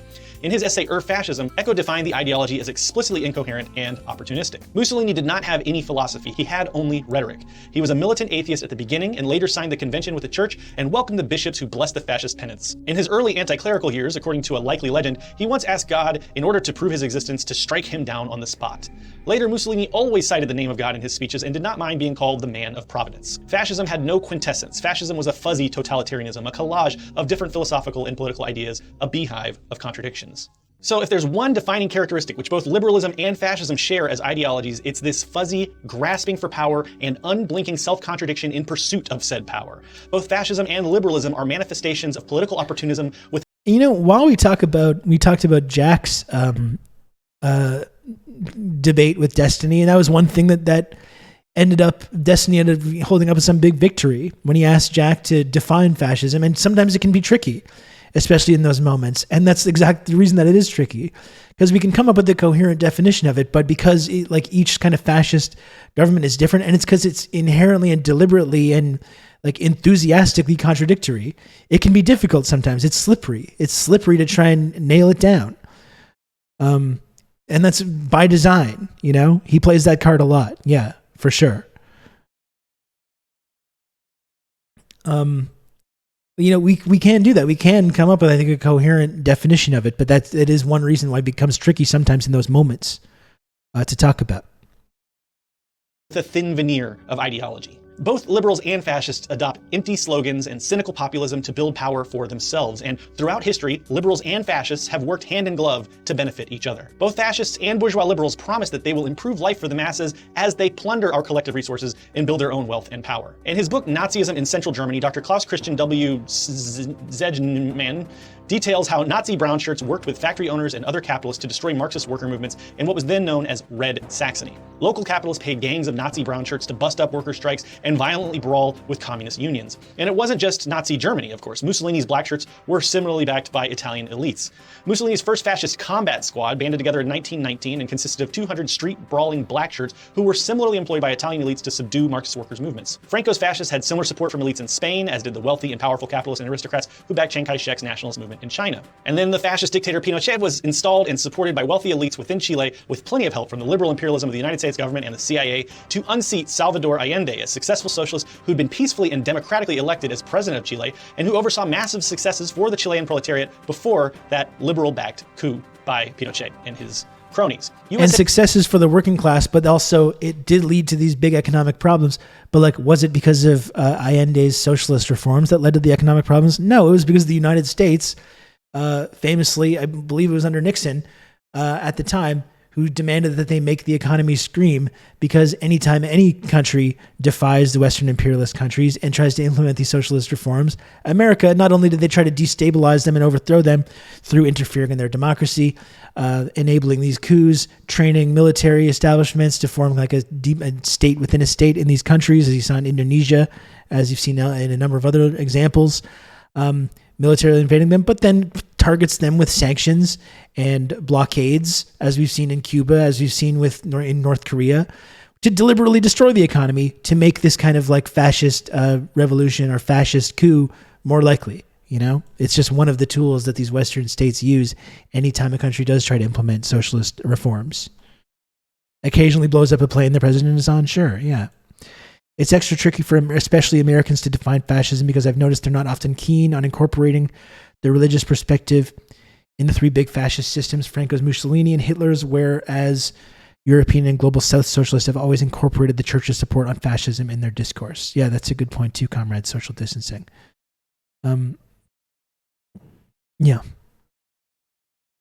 Yeah, they sent in F-16s and then turned the country into a plantation, for sure. Okay, let's continue. Let's hear some more from EJ. Imperialism then imported stark neoliberalism into Chile through the Chicago Boys, a group of economically conservative economists who had been trained by Milton Friedman, whose anarcho-capitalist son, side note, I happened to debate a couple of months ago, weirdly enough, over whether or not rich people should directly own the police. Believe it or not, I thought they should not own the police. And then there's South Vietnam, where American liberal presidents like John F. Kennedy and Lyndon B. Johnson installed a brutally fascist puppet government that guillotined tens of thousands of people with the willing complicity of South Vietnamese bourgeois liberal elites. So we see that around the world and throughout history, liberals have facilitated fascism both domestically and imperialistically abroad. And why do they do this? It's really quite simple. It's because both liberals and fascists face a common enemy. Socialism, communism, anarchism, us. Anarchism and communism stand in direct opposition to the political opportunism of both liberalism and fascism. If workers were to gain control of the means of production and erect systems of consensus-based, real democracy, then fascist and liberal elites would be barred from accumulating the power and wealth they so desperately seek. While fascism is an incoherent, opportunistic ideology with the only goal of accruing power for fascist leaders, liberalism is all about complacency and Faustian bargaining. Liberal capitalists and politicians have invariably tolerated and enabled fascism throughout modern history because they don't want to put their own privileges at risk. And all the while, the lower classes suffer beneath them all, placated by false promises or frightened by fabricated external threats. Placated by comfort and privilege and terrified by the prospect of instability or change, liberals become the willing lapdogs of fascists. In most cases, it's likely that they see fascists as an unpleasant necessity, useful idiots who will serve the purpose of confronting socialism and doing the dirty work that they can't do themselves. They will poo-poo the violence and say, oh, isn't it so terrible? The fascists are attacking the socialists in the street. Oh, it's so terrible. The cops are beating up Black Lives Matter protesters. Oh no, this violence is so terrible. But they kind of allow it to happen because that means they don't have to confront those radical activists themselves. Of course, as we've seen so many times throughout history, liberals don't usually realize that they can't control the fascist golems that they've created until it's too late. More often than not, in the end, liberal appeasement cannot stand against fascism because fascists can never be truly appeased. Fascists always want more, and by the time liberals come to realize the true dangers of fascism, it's always too late, and it's the working class that takes the brunt of the resulting hardships. The only Is this how freedom ends? To the thundering applause? Or whatever the line is? Again, Star Wars Episode 3, Revenge of the Sith, one of the best films about this phenomenon. About how the liberal establishment, the liberal ruling class, and liberal democracy paves the way for fascism. George Lucas had some fucking... didn't have a 100% success rate, but in terms of like mainstream filmmakers, had some pretty solid political ideas baked into these films. Ideologies that can truly confront fascism are coherent ideologies which explicitly oppose exploitative and oppressive power structures like communism and anarchism. And we as anarchists and communists must see the liberal fascist bargain for what it is if we hope to survive, let alone win. So when we see prominent liberals like... Episode 3, good politics, terrible movie. I disagree. I love it. I love it. The fucking final confrontation on Mustafar with Anakin and Obi-Wan still goes. It's what a wonderful moment. I still got goosebumps. I love it. Unironically. You were the chosen one. You were meant to bring balance to the Force, not destroy it. I loved you. That hits hard. That hits very hard. Like Destiny defending the unjust murder of BLM protesters, it should come as no surprise. They may appear to be our friends and allies on the surface given their nominal opposition to fascism, but ultimately they would much rather see fascists kill us in the streets than live in a world where unjust power structures which they benefit from are eradicated. In closing, I'd like to make it clear that it is not my intention to essentialize Destiny nor any other ideological liberal as irredeemable. The best line is, I have the high ground, Anakin. Don't try it. Listen, this man didn't like subtext, okay? Fuck subtext. Sometimes you don't need it. You were my brother, Anakin. Oh, God. Redeemable monsters. It's entirely possible for people to change and evolve ideologically. I hope Destiny does, and after all, I myself was a right-wing libertarian and a capitalist a decade ago. I was a liberal up until just a few years ago. And given that I just released a video about taking a stand against dogmatism and chauvinism on the left a couple of weeks ago, I think it's also incumbent on me to explain why explicitly excluding ideological liberals like Destiny from our movement is not dogmatic in the least. You see, Destiny may be the he did change. He got much worse. Yeah. That he regularly pwns fascists on Twitch debates, but that does not make him our friend. You see, we are the enemy of liberals, and fascists are the enemy of socialists. So to liberals, the enemy of their enemy, socialists, is their friend, fascists. Do you follow that? That's a terrible way of trying to explain that, but hopefully you're following along. Anyway, the decision we have to make in terms of whether or not to support and work side by side with someone must be rooted in the answer to a very basic question. What do they materially hope to achieve with their politics? What kind of world are they striving to build? The overwhelming majority of communists and anarchists have the same long-term goals, the same vision for the future of humanity. We all want to build a stateless, classless society that is free of oppression and exploitation, where every human being has access to stability and comfort, and the material needs for life are met for all. We might disagree on how to get there. We might differ on whether or not a transitionary state is required. We might not see eye to eye on how to build that world we want to live in, but we all want to live in that world. Recently, I've been under fire by a large group of individualist anarchists on Twitter mostly. They've taken to calling me a tanky, a fake anarchist, and all sorts of terrible names. And yeah, to be honest, I think those folks are being assholes. But at the end of the day, I honestly don't see them as my enemies, even if they see me as theirs, because even though I completely disagree with them about many things in terms of tactics, strategy, some of the principles of anarchism, I do recognize that they want to dismantle hierarchies and end exploitation and oppression. As much as we might disagree with each other about the where and the whens and the hows, we do have the same hopes and ambitions for a stateless, classless world free of unjust hierarchy. And I think I should also mention that there are definitely communists and anarchists that I do not consider comrades, that I would not work with or ally myself with. Great example of that would be any communists that are TERFs, like the ones in the UK that I mentioned in a video a couple months back. So, we can fight off dogmatism and chauvinism, but that doesn't mean we have to give up our principles and our values and work with people that make us uncomfortable. I sure don't. But liberals like Destiny do not want to build the kind of world that we want to live in. They are fine with the status quo. They cling to those hierarchies that brutalize and dominate the majority of humanity. They want to maintain the systems of capitalism and imperialism and landlordism, which we ardently oppose, up to and including enabling and encouraging fascist violence to suppress radical activism in support of equality whenever it rocks their boat. And if that means like white redneck fucking militia dudes out there mowing down dipshit protesters that think that they could torch buildings at 10 p.m., then at this point they have my fucking blessing. Destiny is an overt enemy of socialism, of communism, of anarchism, and the rhetoric and ideological positions he promotes stand in direct support of the systems we hope to tear down. Is it really in our interest to have fascists won over to the cause of neoliberalism, which itself is an ideology which has proven again and again to materially enable fascists? What good is it to have someone deprogramming young fascists only then to go on and praise and support fascist violence? This question goes well beyond Destiny. Destiny is ultimately a much more mild representation of the liberal fascist bargain than figures like Pinochet or Milton Friedman, Mosiem, or even Barack Obama and Joe Biden, who built concentration camps for immigrants and expanded the United States drone terror program. Looking back on that video I made a year and a half ago, before I ever spoke to Destiny, if I have any regret, it's that I went too soft on the liberals. I made too many excuses for that murderous ideology. And if anything, the speech and behavior of Destiny in the 18 months that have since unfolded have shown that we don't need people like him to build our movement. On the contrary, I frankly see him as an enemy to our movement and his rhetoric as anathema to everything that we stand for, and he would tell you the same thing. So let me just say it one last time. Stop relying on fucking liberals. Bye! There we go. I think that's a good way of adding to the conversation we've been having today. And look at this. Look at someone else. I guess we have to get into it. Look at this fresh-faced young man. I just spent the first hour talking. This amateur streamer.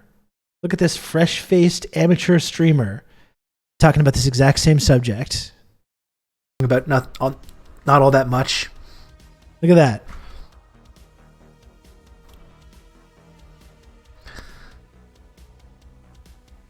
Who's this guy?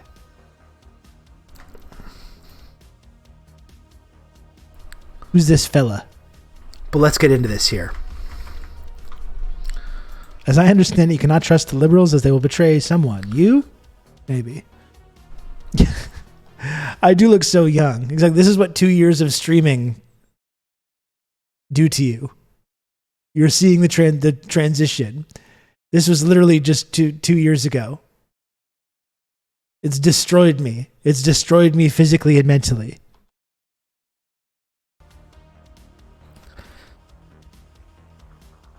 The very first beef update. I show up and now we're talking about streamers, the worst people on earth. Lana, you and I are some of the good ones, okay? We're not all like this. We're not all like this. Dozens of us. There are kind of certain pockets of the internet that I've mostly tried to avoid. I've kind of been focusing on Twitter for the last couple of years. I just don't really glance outside of that. I knew that there's this whole kind of like culture of Twitch and like YouTube debate. Anyway, I don't need to watch this whole thing, but this is when I was talking about what's his actual name? I don't want to say Destiny. It's so stupid. I'm a grown adult. We're grown adults. I'm not going to use the cool online nickname. Give me a fucking break. Steven. Come on, Steven.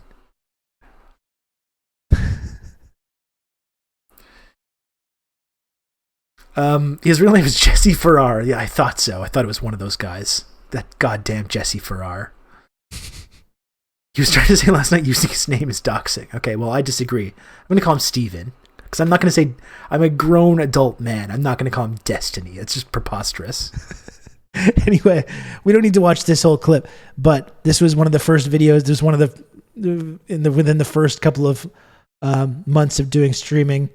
If you want to watch this and get a blast from the past for this show, early TRRS, we're heading into season 3.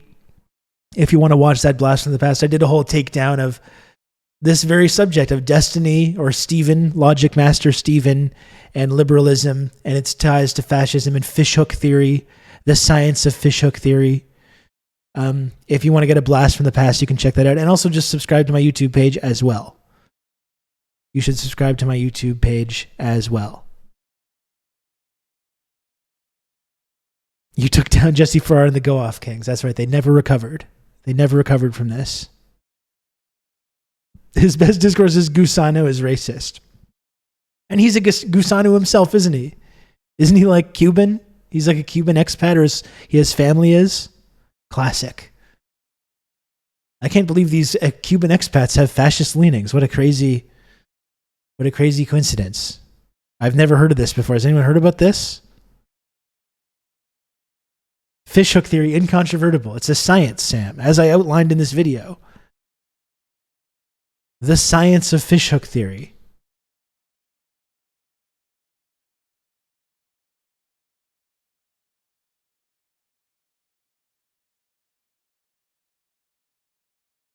I'm trying to just scrub along here.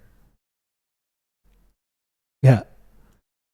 I've been on Twitch beating this drum for a while. Right in the middle, away from all the extremism and the two sides of the extremism. They're the ones that are close. And that's not what it looks like. The science of fishhook theory. It's fishhook theory.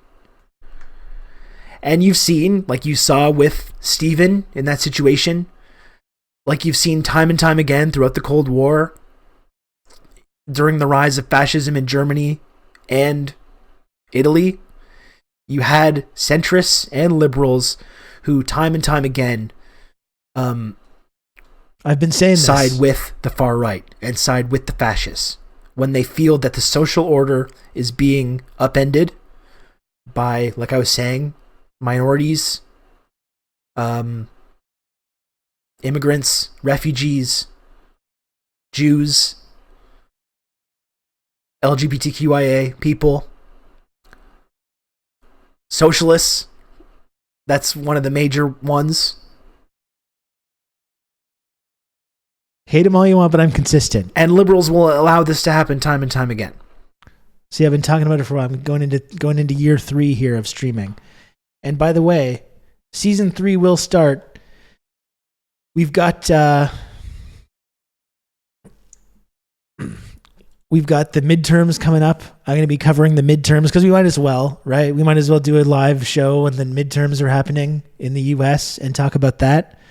We'll be covering those. We don't need to do like the horse race journalism, but we can talk about how much it's bullshit, and it's a good excuse to have a stream and to talk about this stuff. I'll be covering the midterms live, and then the next day, that is the official beginning of season 3 of TRRS. Season 3, where we're just looking at early in season 1. It will not be the end. No, there's no end. I just have to do this forever now. I just have to continue doing this forever. Unfortunately for me. Or SHID terms is a good way of looking at it too. Have good old Rob to talk you through all this. What? There's seasons? Hell yeah. That's right, Red Wizard. We're in season 2. Again, I think this qualifies. I said this was season 2.5. But yes, there will be a season 3 premiere. We can maybe do a little retrospective. I'll put together some classic clips. Twitter is going to be unusable during the midterms. Could be some good meltdowns, though. That's the thing. We don't need to pay that much attention. By the way, thank you, Red Wizard, for the 13 months of Tier 1. Thank you, Red Wizard. We don't need to, get too into like the politics, the horse race things, and like supporting the Democratic Party or whatever. But it's a good excuse to do a stream. There's going to be good content, regardless of what happens. Legit question. We came to Twitch because of COVID. So when do we leave? Ever? No, we don't. No, we're stuck here. Okay, I'm not stuck in here with you. You're stuck in here with me. The stream will eventually end like the hit show Lost. That's right. We're all going to ascend to heaven together. That's the end of this. That's really leaning into the cult thing. We're going to go to some non-denominational church and we're going to all ascend together. That's going to be the end. That's the end of the stream. Looking forward to it. That's going to be us on the compound.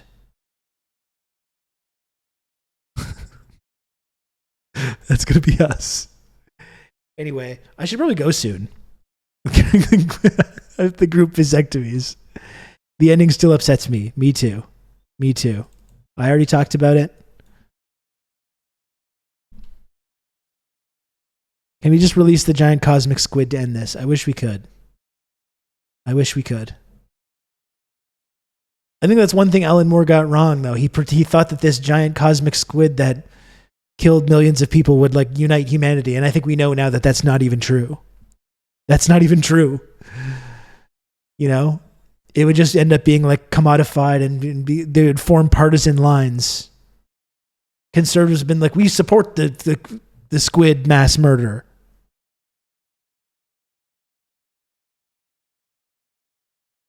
But even in the graphic novel, Manhattan tells Ozymandias that nothing ever ends. That's true, Sean. That's true. That's very true. The Watchmen show got that part right. The furthest humanity would go would be maybe diverting traffic. Exactly. And we'd all be selling squid parts, like in Pacific Rim. They'd open Squid World within a year. That's right. Buy Squid Coin. Thank you. Thank you. Squid NFTs. Fucking Jesus Christ. Anyway, I should go soon. Do we hear one more sub? Wouldn't it, I mean, just getting to 25 would be good, right? And that's just one more. One generous chatter with an unused Prime sub could get us there completely free of charge to 25. Have you tried voting against the squid? You can count on me. You're gonna have good old Rob thank you, to Iron. talk you through all this. Thank you, Iron. I really appreciate the gifted sub. Thank you. Very kind of you. Wokeness is so out of control that they'd probably call the squid a victim. That's right. You could never have a giant squid attack killing millions of people. You're gonna have good old Rob to talk you through all this. With cancel culture what it is. You can count on me. You're going to have good old Rob to talk you through all this. If we use violence to dispatch the squid, we are no better than squids ourselves. Thank you. Thank you, Sean. And thank you, Johnny, for the gifted sub. And thank you, Tyler Madsen, for the gifted sub as well. Very kind of both of you. Thank you. The cosmic squid is killing millions of people. Here's why that's a good thing.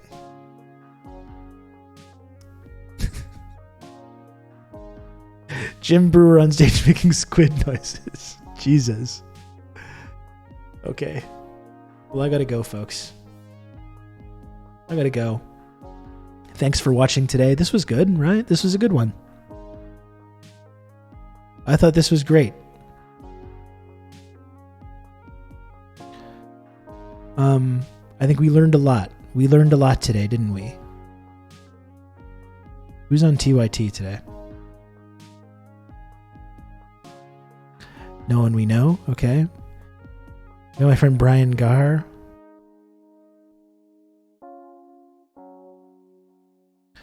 Well, let's go ahead and raid our friends in left flank bets.